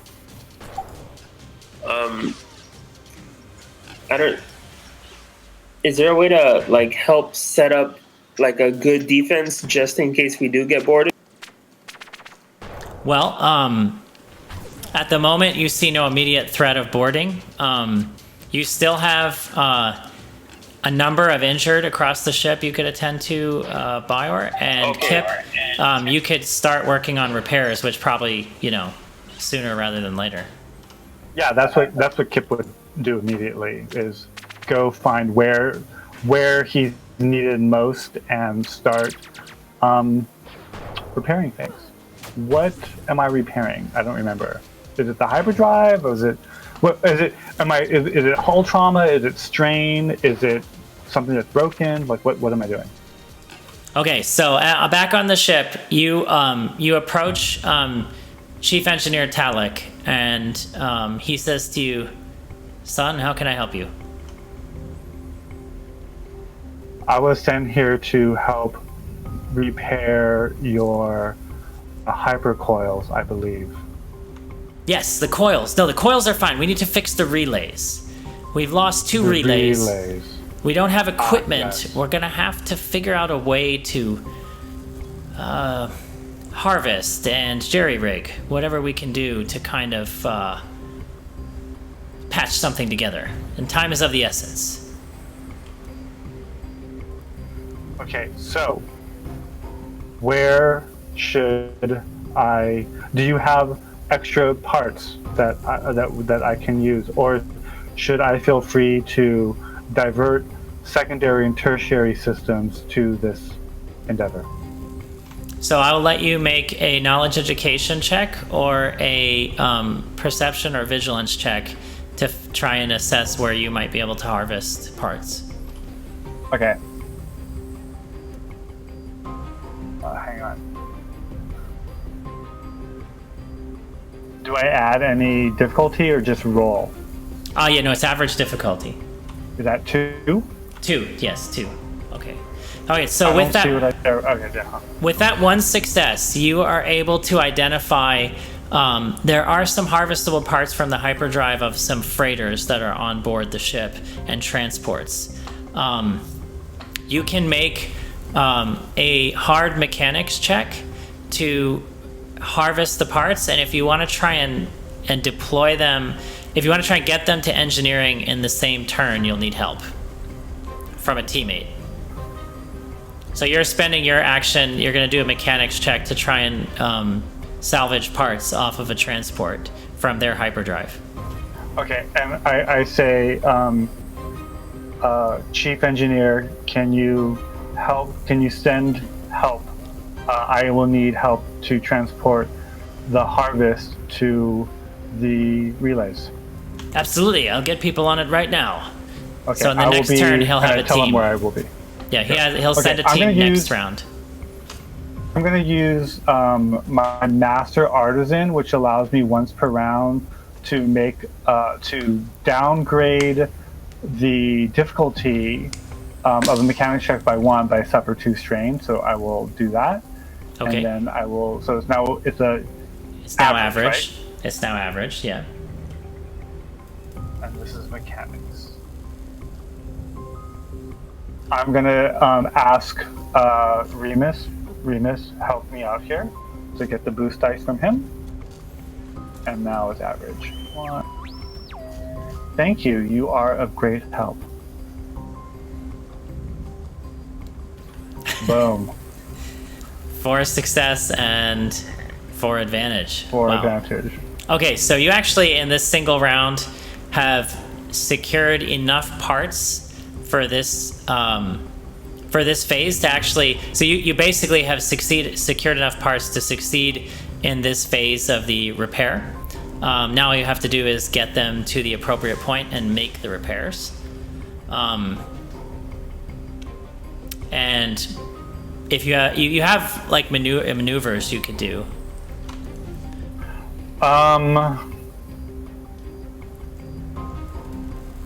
So I'm going to those advantages I can use to. So what are maneuvers here? I don't know what I can do. I mean, in general, just like you would do in any combat, I'll show you.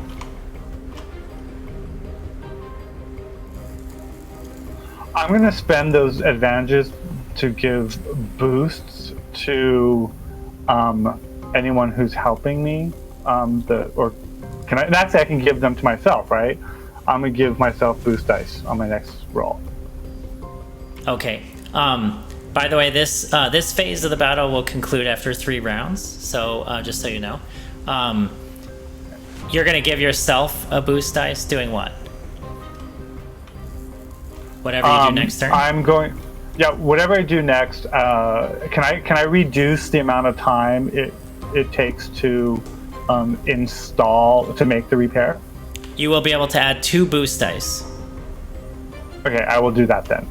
Okay, so you keep track of that for me. And Bior, it is your turn.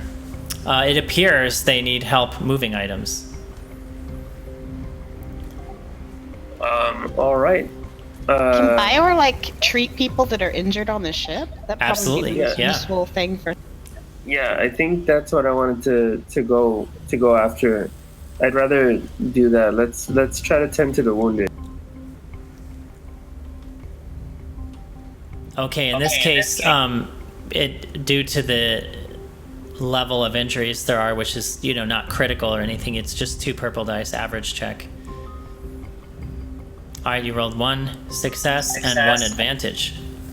Okay, so you're able to mobilize enough members in the area to kind of help you guys in your effort. So you're going to speed the transport of the stuff up by 1 round.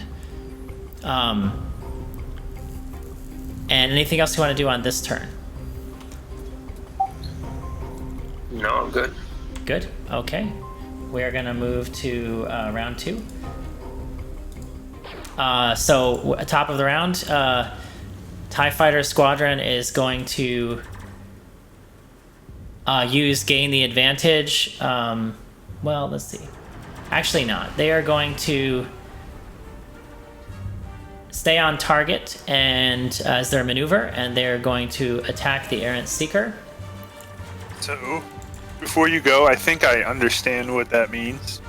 So, Okay. if you use stay on target, you get to upgrade your combat checks, but combat checks against you are also upgraded because you're flying straight. Because evasive action says you get to upgrade the difficulty of attacks against you, but all attacks you make are also more difficult. Yeah. So that's right. So how that works is you pick a target and you get a bonus ability dice against them, but anyone else separately attacking your ship, because you're so hyper focused on that one target, you grant them an upgrade as well. Right. See, Yeah. that makes sense. Good. I am gonna attempt a snap roll. Okay. Well, I haven't. It depends if they even Yeah. hit you. You may not have to do that, but okay. So let's have them roll their check. And they are attacking. Okay, so it's still one's still at larger, so it's still 2 purple dice. Okay, so they hit, and they're going to spend the 2 advantage to get a boost on their next attack. Did you want to use your snap roll? No, I don't think it's worth 3 strain for that hit. Oh shoot! I forgot You one know thing. what? We Hang forgot on. to add our extra boost dice from the Yeah. No, I've got. No. From Okay, the so X-Wings. Aaron Seeker. I let me did. just- I rolled it separately. They're firing your forward facing. You have 1 defense, so I actually have to roll 1 setback dice as well, and I'm going to subtract that. All right, so they lose an advantage. So okay, so they're going to lose their boost dice, but they're still doing 6 damage to your ship. Your soak is what? 3. So they only do 3 damage to the hull. Okay. So every time something hits the ship. I know, yeah, you crit. It's so shiny. So as they kind of rake across the side of the ship, it hits a wing, and there's just some minor damage to the hull, and Jensa just winces. And the second is going to actually, they're going to just aim first. They're going to use their maneuver to aim, and then make a gunnery check against you. Okay, so they score a hit as well. And as they hit, another 3 damage to the hull. The hull's total. And your hull trauma threshold is 22, by the way. Okay, so we're okay, right? Don't forget, yeah, you're. It is now a new round. So tell me how you want to spend your squad leader bonus. I think we should use it for defense. Yeah, I think we should use it for defense. So option number 2. Okay, so that'll be for this round. I'm actually gonna retroactively apply that. You get 2 defense, so I'm just rolling. So they lost. One of the attacks is completely negated, actually, by your defense. So you're down to 3 hull trauma, and it is Victor's turn. I have a question. Yeah. So when I take a starship action, because I'm not maneuvering the starship, do I not get any kind of maneuver action? Is it just 1 starship action and that's it? Yeah, so you see a lot of these will say pilot only. on the maneuvers. If it says pilot only, then no, you won't be able to do it. There's co-pilot actions though, as well as computer's actions. So Yeah, I was saying more. Could I use my maneuver to assist? The co-pilot, you could co-pilot. That would be helpful. Yeah, see how you'll give her just one boost dice. It gives. It says co-pilot. You make a piloting check, a space piloting check. No, with that's the action. The basic question I'm asking is, as my starship action, do I get a maneuver and an action, or do I just get one starship action? Everybody gets one free maneuver and one free action on their turn. You may or may not have anything to spend a maneuver on, though. That's the thing, when you're on the ship as a secondary person. Can I use it to assist as the combat maneuver assist and just give +1? Yeah, absolutely. You can assist if you want to, like a skill check that the other person is going to make if you want. Yep. So I am going to. But wait, I should point out, assisting someone is an action, not a maneuver. So just so you know. I'm looking at the combat chart that says assist under maneuvers. That's what I was looking at. Oh, personal combat, right? Yeah, that's what I'm asking. Is it different here? It sounds like it is. That's why I'm asking. Like okay, great. Yeah. You wouldn't be able to like assist a gunnery check that she's making if she's the gunner. Right. Okay. That's what I was trying to clarify. So in that case, I am just going to attempt to jam the systems of the next group of TIE fighters. I am going to make them take maneuvers thinking that we've locked onto their position, locked on target.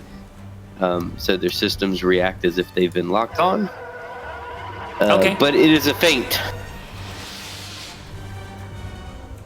The check is 2 successes and 3 advantage. I will use 2 advantages to inflict 1 strain, which goes to wounds, and I will use 2 successes, reduce their defense by 2. Okay, so one of the ships takes damage from that, and their defense is reduced. Since they actually have no like forward-facing shields, I'm gonna just translate that to a boost dice to any gunnery check on them. Oh, well then I'll use my 3 advantage. Can I reference the chart here and see if there's something I could do with my 3 advantage? Since sure. Yeah, absolutely. Meaningless in that regards. Yeah. Okay, I will force it to veer off, breaking any aim or stay on target maneuvers. Which is option D under 3 advantage. Okay, so that'll interfere with their aim maneuver, correct? Yes, they lose the benefit of aim. Okay, so they've taken 2 hull damage and lose the benefit of aim.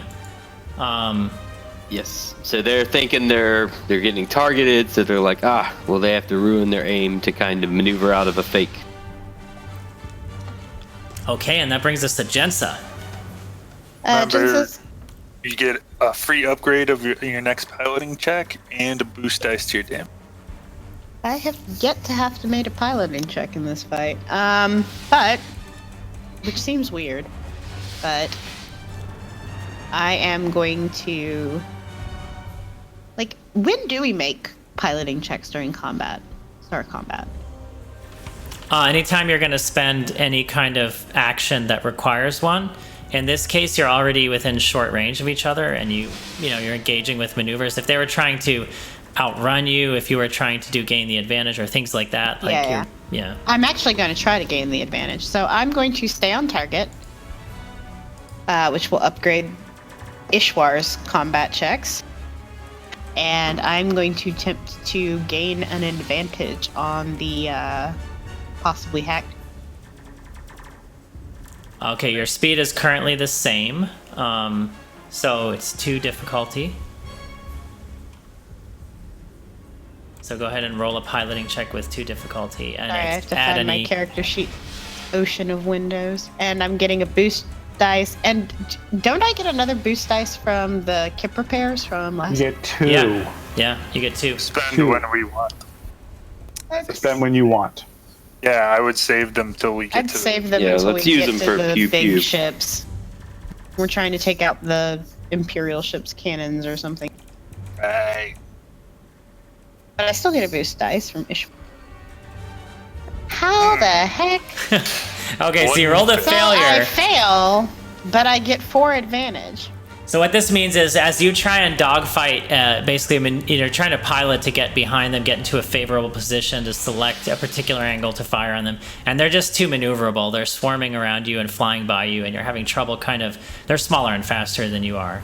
And in the back of my head, I'm thinking, maybe we should just cut loose Master Nguyen.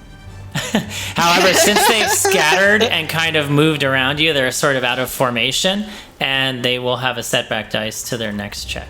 Did you have 2 advantage that you can either give yourself boost dice on your next one or somebody else boost? I will give Ishwar a boost dice on his next attack, and basically what's happening is while I can't quite get the edge on the one TIE fighter, I'm trying to kind of get into the sweet spot behind. I inadvertently line him up next to a TIE fighter on the left. Perfect. Basically, the way his cannon happens to be facing immediately. And now we jump to Ishwar. So he will make that laser cannon at the group that we're currently fighting. And I get 2 boost dice since he had 4 advantage. And it's double difficulty. It's still 2 difficulty. Okay, here we go. So 4 success and 2 advantage, and I will grant her a boost dice. Or you know what? I'll get Victor a boost dice. No, he doesn't need it. I'll give her the boost dice on her next attack. Got it. Okay, so that target 10. Do they have any soak? 2. I can so they're shoot taking 8 2, damage. but then I would take strain. All right, so 2 of the TIE fighters of the squadron of 3 are destroyed and kind of, fly apart and kind of careen into each other. The last of the 3 kind of zooms out ahead and manages to avoid getting destroyed. And we are moving now to Bior and Kip. Go ahead, Bior. No, but I'm sticking to trying to help people, man. Yeah, I mean, each time you succeed at that, you're adding to your forces, basically. So. Yeah, so I'm just gonna keep doing my medicine checks and trying to heal as many people as possible. Okay. You're allowed to do another medicine check. 2 purple dice. Nice. Yes. All right, success, 2 advantage, and a triumph. How do you want to spend your triumph? You heal up a major officer. That's actually not a bad idea. Yeah. That's actually not a bad idea. If there's like a really... You heal up Master Nguyen.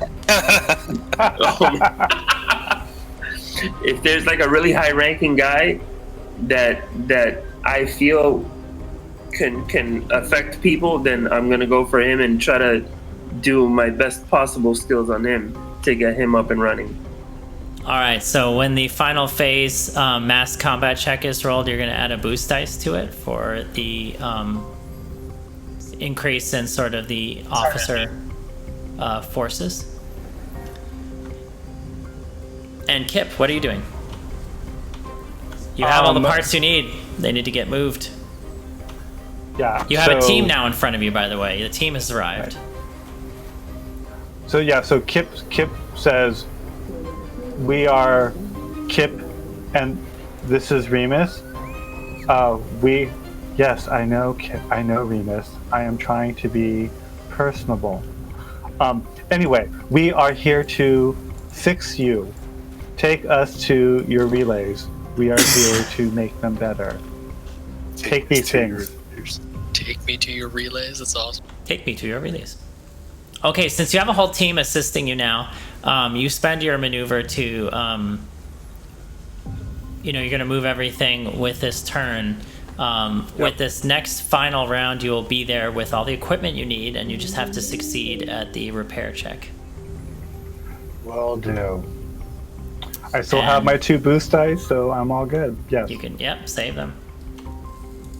And we move back to Oh, go ahead. Anything else you want to do? Yes, I'm having a conversation with Remus where we are fighting about whether or not I should tell them to move faster, and Remus is telling me to just calm the fuck down.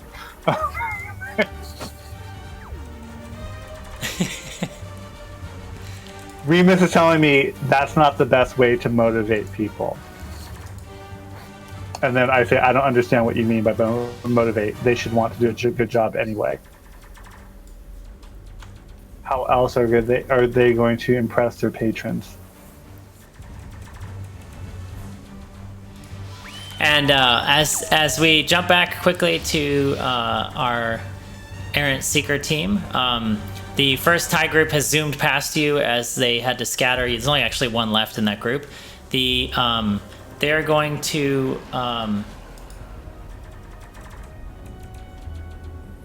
stay in close range of you actually, and they've spent one maneuver, so he really just has only his action, and he's just going to make an attack with his laser cannons. All right, so they actually rolled 2 threat, so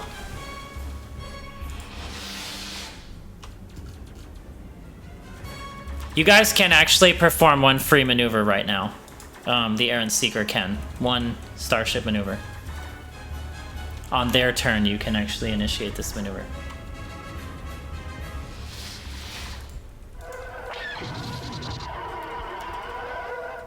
And they hit the hull for 4 damage. Actually, before that's applied, how do you want to spend your squadron bonus at this round? It was already on defense, actually. Yeah. Okay. So you're leaving it the same because you got to pick every round. Yes. Well, we haven't gotten to go again, so. Oh, okay. So defense. yeah, I know, but at the beginning of the round, you have to choose because it affects their damage on you and things like that. It on defense. Okay, so they lost 1 damage actually. So. And I'm gonna snap roll. Oh, okay. So I need to make a piloting check. Normal difficulty? No, it's actually just an immediate it's an out of turn incidental.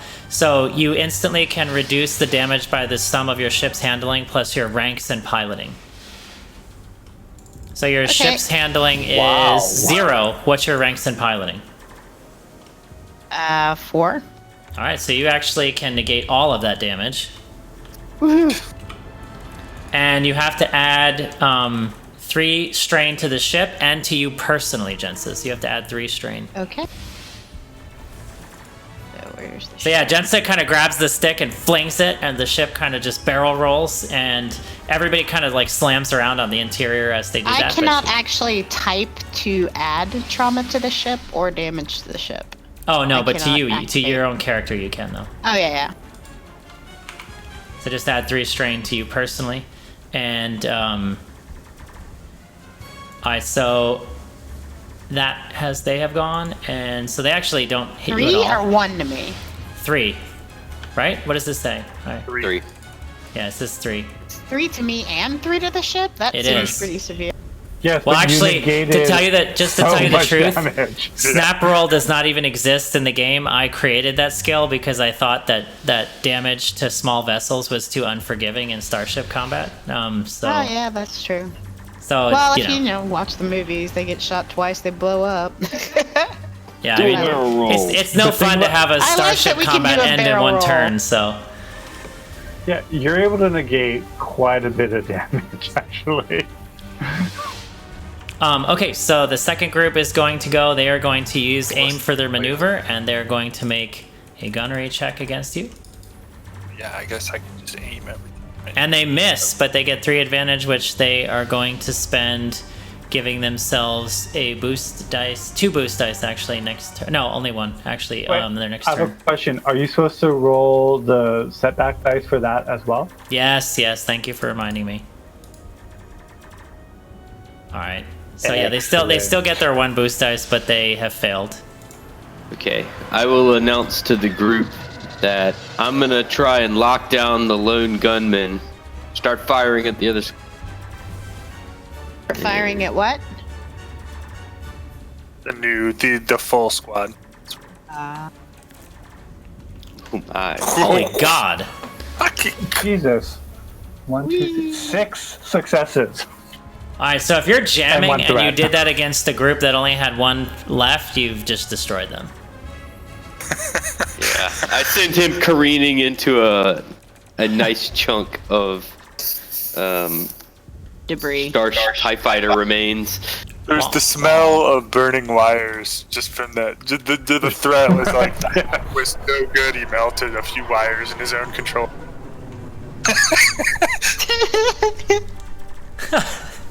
Kill them with computers. I love it. And I will, with my threat, do I assign that, or do you do that? I don't remember. Assign what? Oh, threat. I have a threat. I do. All One right. strain? One strain is, looks like it's the typical one vehicle strain. I overloaded our systems. Too No much info. characters. Yeah, I'm gonna add a strain to your ship. Yeah, you just overloaded your the targeting systems, but system becomes a little spinning hourglass for half a second. blue screen of death. No, the paperclip pops up. And Oh God, Clippy. It appears that you're trying to shoot down Imperial TIE fighters.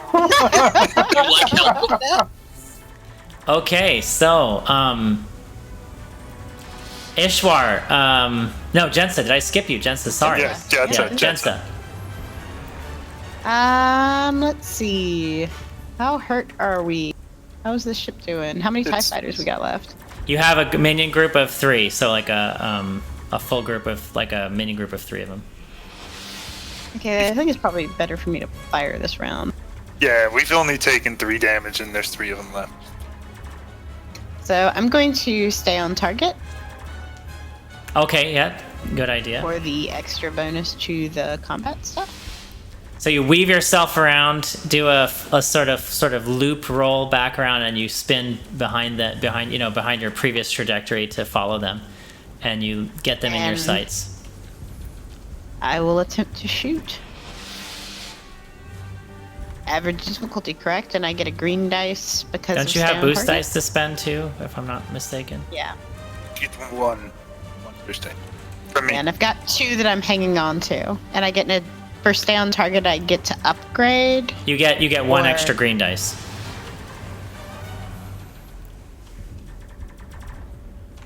So I have 4 Okay. successes and an advantage. How do you want to spend I'll your use advantage? that advantage to help Ishwar murder, death, kill them.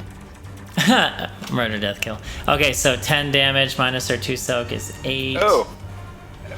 Actually, you can, according to the sheet, you can use that 1 advantage to recover a strain.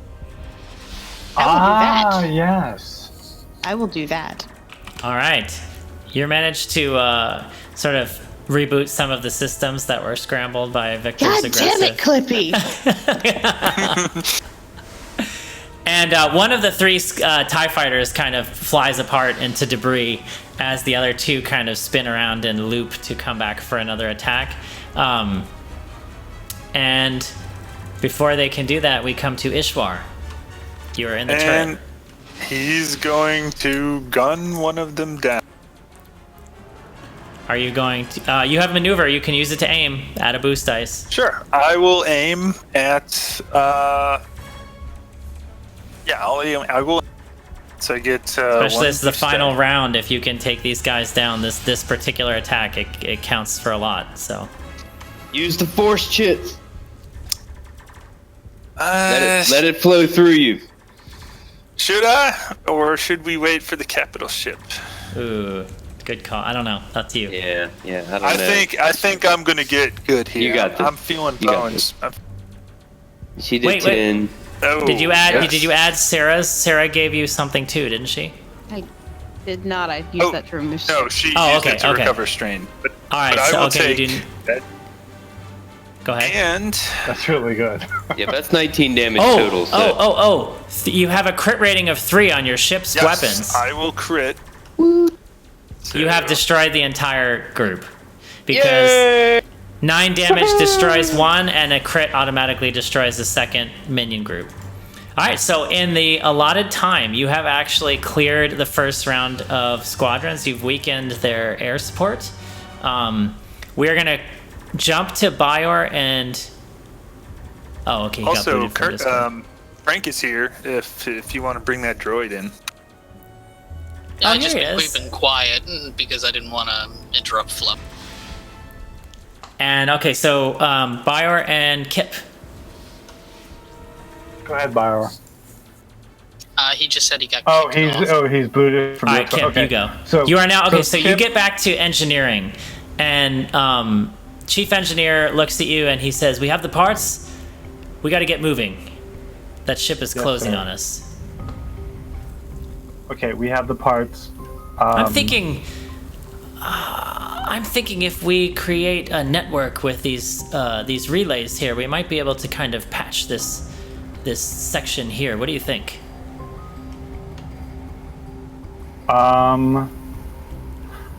Should we do them in serial or in parallel?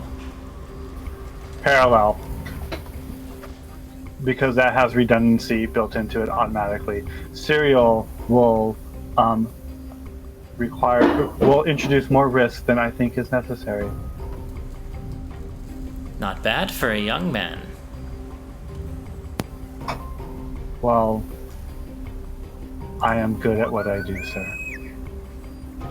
Hush now, Remus. It is true. I am good.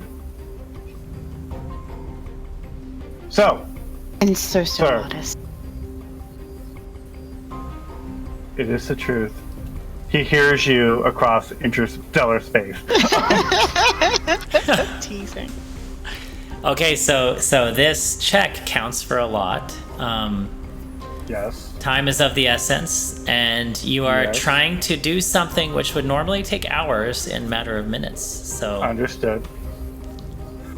So he's going to ask the chief engineer who might be able to assist him. He has himself.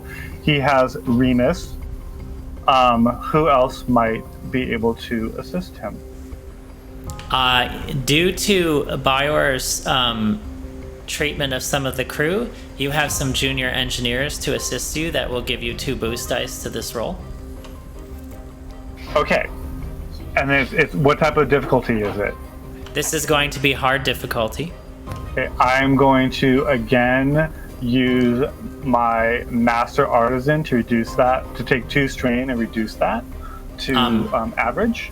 Is that usable repeatedly or just once per encounter? Oh, let me see. Let me look. Once per round.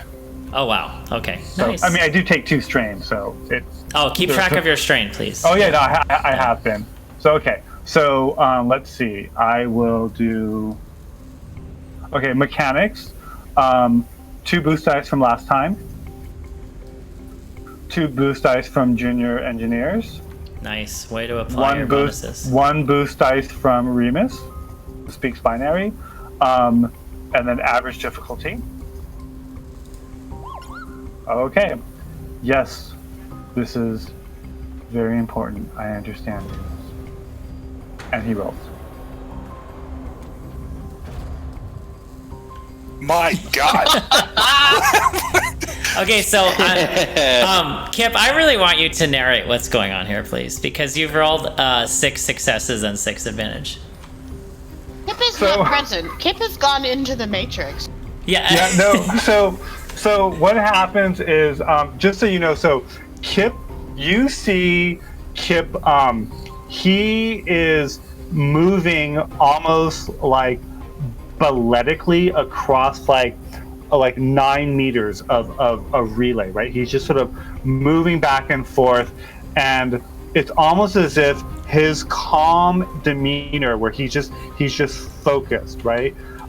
And you just see somehow he has managed to synchronize the other engineers as if they are one hive mind, and without speaking, they're all able to move, and he's able to say, like, almost grunt, like he'll point at something without looking and go like, ugh, and then an engineer will will move and fix it, and they're just moving, right? Yeah, they're just moving as if like they're one unit, like one, and they're sweating.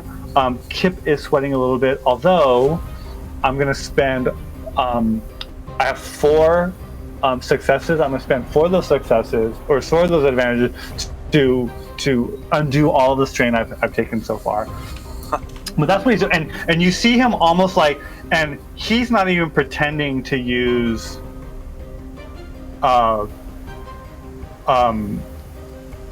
gear, right? Like the chopsticks, right? He is literally, like, you see his hands sort of turn into like almost matrix-like things, where he's just sort of pulling and weaving in space, and shit is fixing itself. He's in another world. He's like zened out. Stone, and you went into the matrix. Exactly, and he's moving like all like sort of like, you know how like Bior always explains like how he does like kata while he's healing someone. Kip is almost, without even realizing it, doing the same thing. And surprisingly so did enough, Kip just come out of the closet? Kip has no clue what he's doing. He's in the zone. He doesn't know. Right? Okay. But Remus surprisingly is swaying and moving with Kip as if they're one unit. He's the conductor, and the robots are his. Yes. Yeah. And as you do this, like, Chief Engineer Talik says, I gotta admit, kid, I was really a junior engineer before our chief engineer died yesterday in that fight. I'm just gonna let you guys, you're gonna run the team here. I'll assist you however you need. Yes, sir. I think this is a work of art like I've never seen before. 6 successes and 6 advantages. Pretty fucking awesome. Better than new. That's Where'd you an get all the epic boost roll. dice from? Yeah, Kip sort of gets out of the thing. He's like, I believe that is wise. I do have more skills than you do. He shrugs and it's like, yeah. Can't even argue. I haven't even seen this with my professors at the academy. And Kip, you're now managing the engineering teams there. This concludes actually the first phase of the group battle. Now, because you managed to actually clear 3 squadrons here, so the basically we're constructing the first sort of mass combat role, and you have pretty significantly knocked down. So the capital ship is not close enough to participate. Otherwise, obviously, that would tip the scales considerably. However, when calculating the strength of the enemy, you saved all 3 of your X-wing squadrons. They are all intact. In addition, you wiped out the first wave of TIE fighters.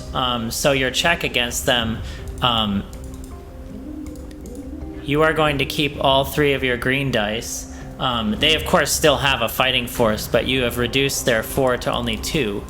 Now, none of you are trained in leadership, but Commander Straith is acting as the effective leader since he's in communication range of all of you. So you get to upgrade one of your dice once. They do get to upgrade because they have a commander aboard their Star Destroyer. We've got a boost from Bior reviving the officer, and you get a boost for improving the morale, and we're gonna roll that.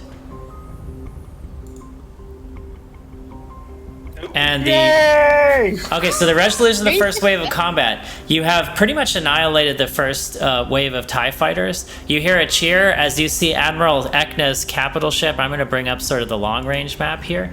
Admiral Ekna's capital ship is now closing in closer to the Star Destroyer, which let me share that with everybody. At this point, you guys are getting close to where you see Admiral Ekna on the map. The other two in the back, Admiral Crepon and Commander Strait, they are still moving away. Trying to increase the distance as much as possible to buy you guys time. With the first wave down, there will be...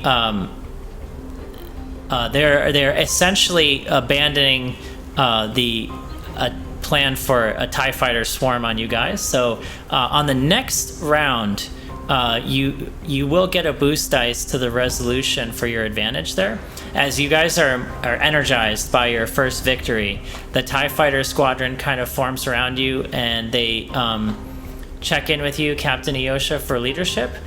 As the next phase begins, you see a group of TIE bombers heading towards Admiral Ekna's cruiser, and the Star Destroyer is attempting to continue to close the distance. So in this next phase, they are making a bombing run against the cruiser to clear a path to the medical frigate.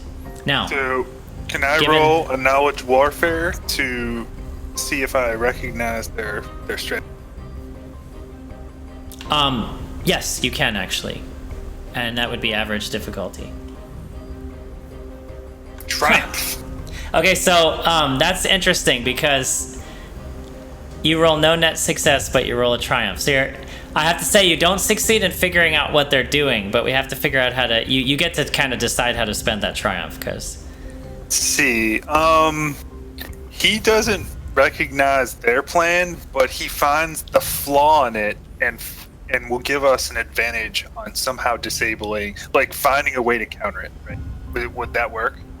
Like he doesn't know what they're planning, but he can see that they're leaving themselves open somehow. And I will actually, I will grant you awareness that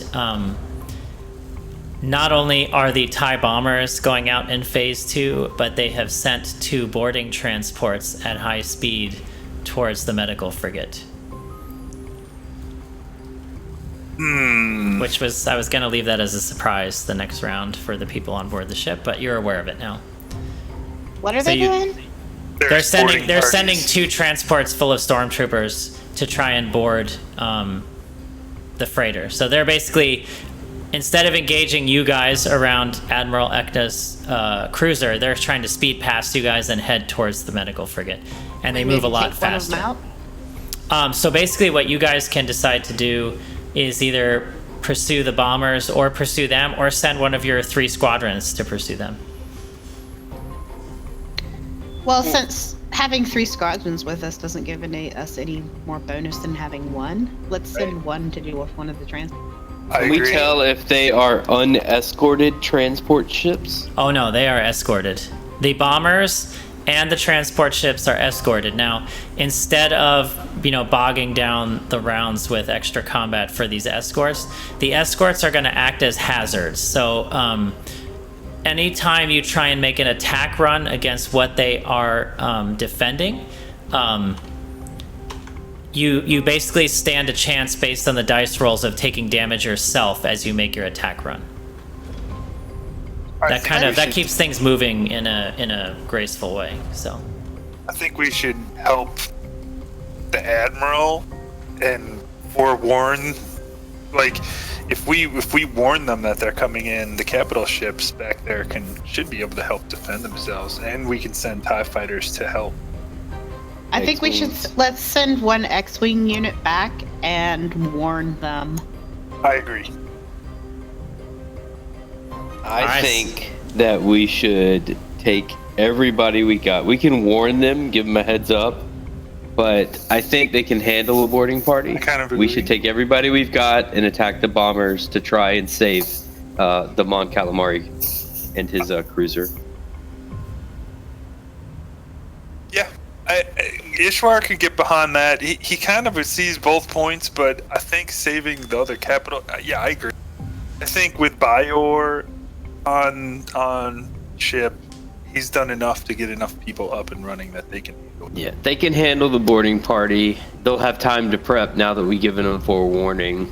Let's move as fast as we can to defend the capital ship against the bomber. Jens is really torn, but she will go with We shouldn't split our fighters. majority rule. Okay. Yeah, we might need them to defend us when we get the. I think we put fighters on full attack and we try and knock as many bombers out as possible. Yeah, I agree. And by the way, mechanically speaking, your success in the first round has delayed their advance enough that you've bought additional time for the repairs. So, Woohoo! This actually might be a good sort of stopping point for this. Given that it's Probably. 10:30. Can you crib down all of our advantages because there's no way I will remember. Yeah, so what do we have floating in the air here? You have a boost dice coming to you for the next mass combat check at the end of the phase, so I'll make note of that. We have 2 boost dice to use as we please through the rest of the encounter. Correct. For the ship. For the ship combat. And Bior kind of lost connection there. No, I'm back. Oh, you're back. Okay, so No. It's maybe perhaps an opportune moment to mention that Kip, as you are sort of leading your new teams in main engineering on the frigate, you see a droid walk up to you, and you hear over the ship's intercom that Commander Straith says, to our distinguished guests, forgive me, but we were not formally introduced by name. I only know of Captain Eosha. The 2 of you remaining, I have sent one of our elite support droids to assist you. I trust he will make himself useful. And L3T0, describe what you look like as you walk up into main engineering and you see this 15-year-old in impressive-looking hyper-futuristic armor leading rebellion crew. Well, L3T-0 is basically a 6-foot-tall humanoid figure. But instead of having the vaguely humanoid shape that you might find on the 3CPO units, you actually have more of a forward-facing central photoreceptor. Almost Geth-like shape and appearance, though larger and more of the steel paneled instead of the woven fiber that you might get in that other description. He has a very long metallic finger, 3 on each per hand, though they seem to, be able to separate and do other things, but that's not too important at the moment.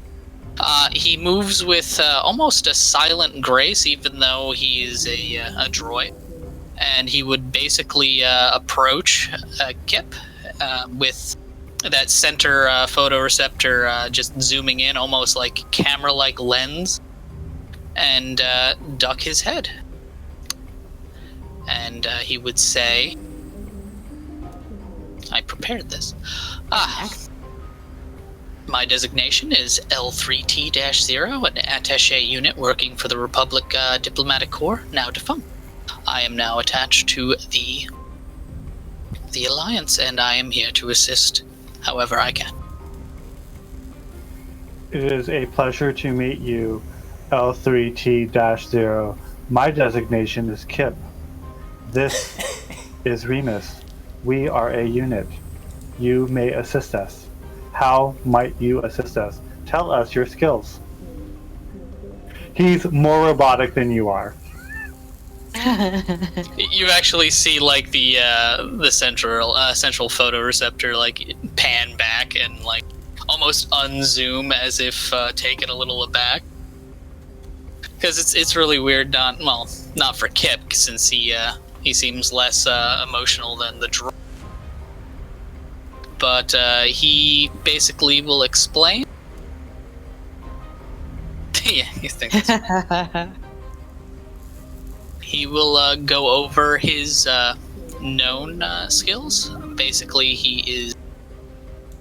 He's good at observation. He has some computer skills and basically a lot of knowledges that he can bring to bear. Ah, good. I must admit, my training and my knowledge of tactics, especially military tactics, is lacking. You should be able to help me and Remus in that regard. Again, you hear that like whir of the photoreceptor, and it's like, that is well. One of my primary functions is to advise on warfare and tech. Tell me, L3T-0, are you good with leading junior members of your rebellion? You rebel scum. He stopped himself from saying it. Of your filthy little rebellion. I am no leader. I'm an advisor. And as an aside, Kip, you would probably, you've spent time in the core worlds. Sure, right, yeah.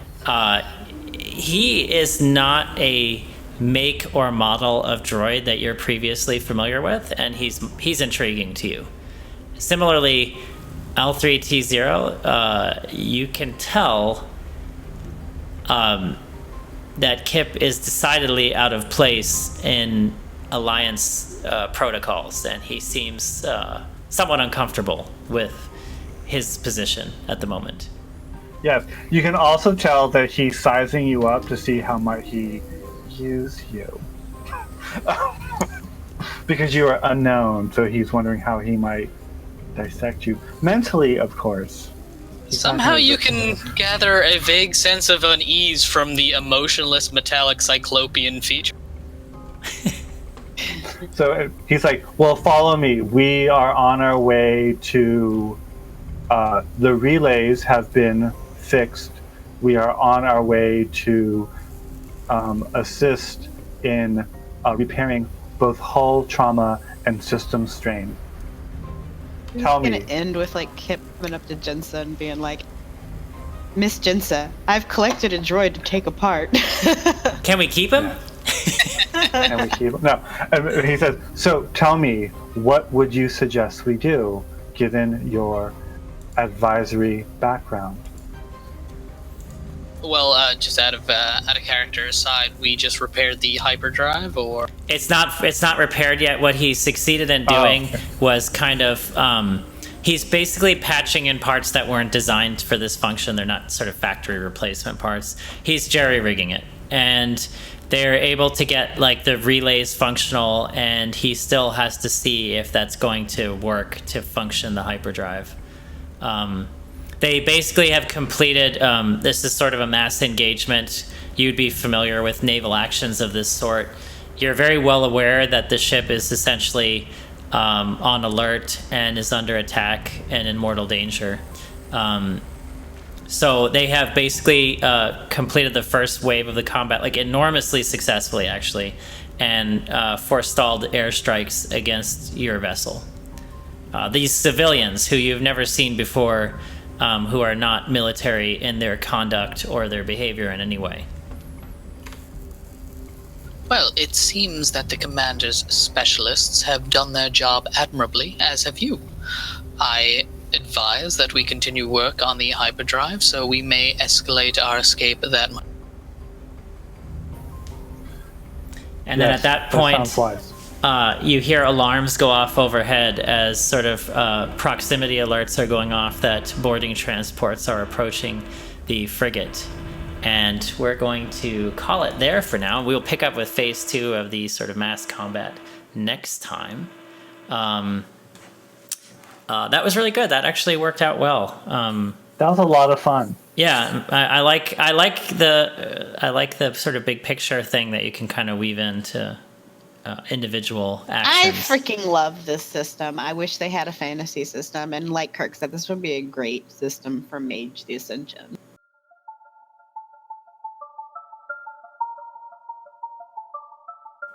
And that will bring us to a close for this week's episode. Join us next time as our heroes move on to the Battle of Spinax Part 2. We have a new member of the party, a droid named L3T0 or Leto, and you'll get to see more of his role in the party's adventures. Also, when I mentioned earlier our show's Instagram, I forgot to give you the profile name for it. Although you can find it on our website, which is candleorthenight.com. You can also look for us on Instagram at COTN_show. That is our Instagram account where we post show artwork and character art and things like that. If you have any artists out there who want to do artwork for us for the show, we'd love to hear from you as well. So please email us, feedback@candleorthenight.com. Hope you guys have a great week. We will see you soon for episode 22.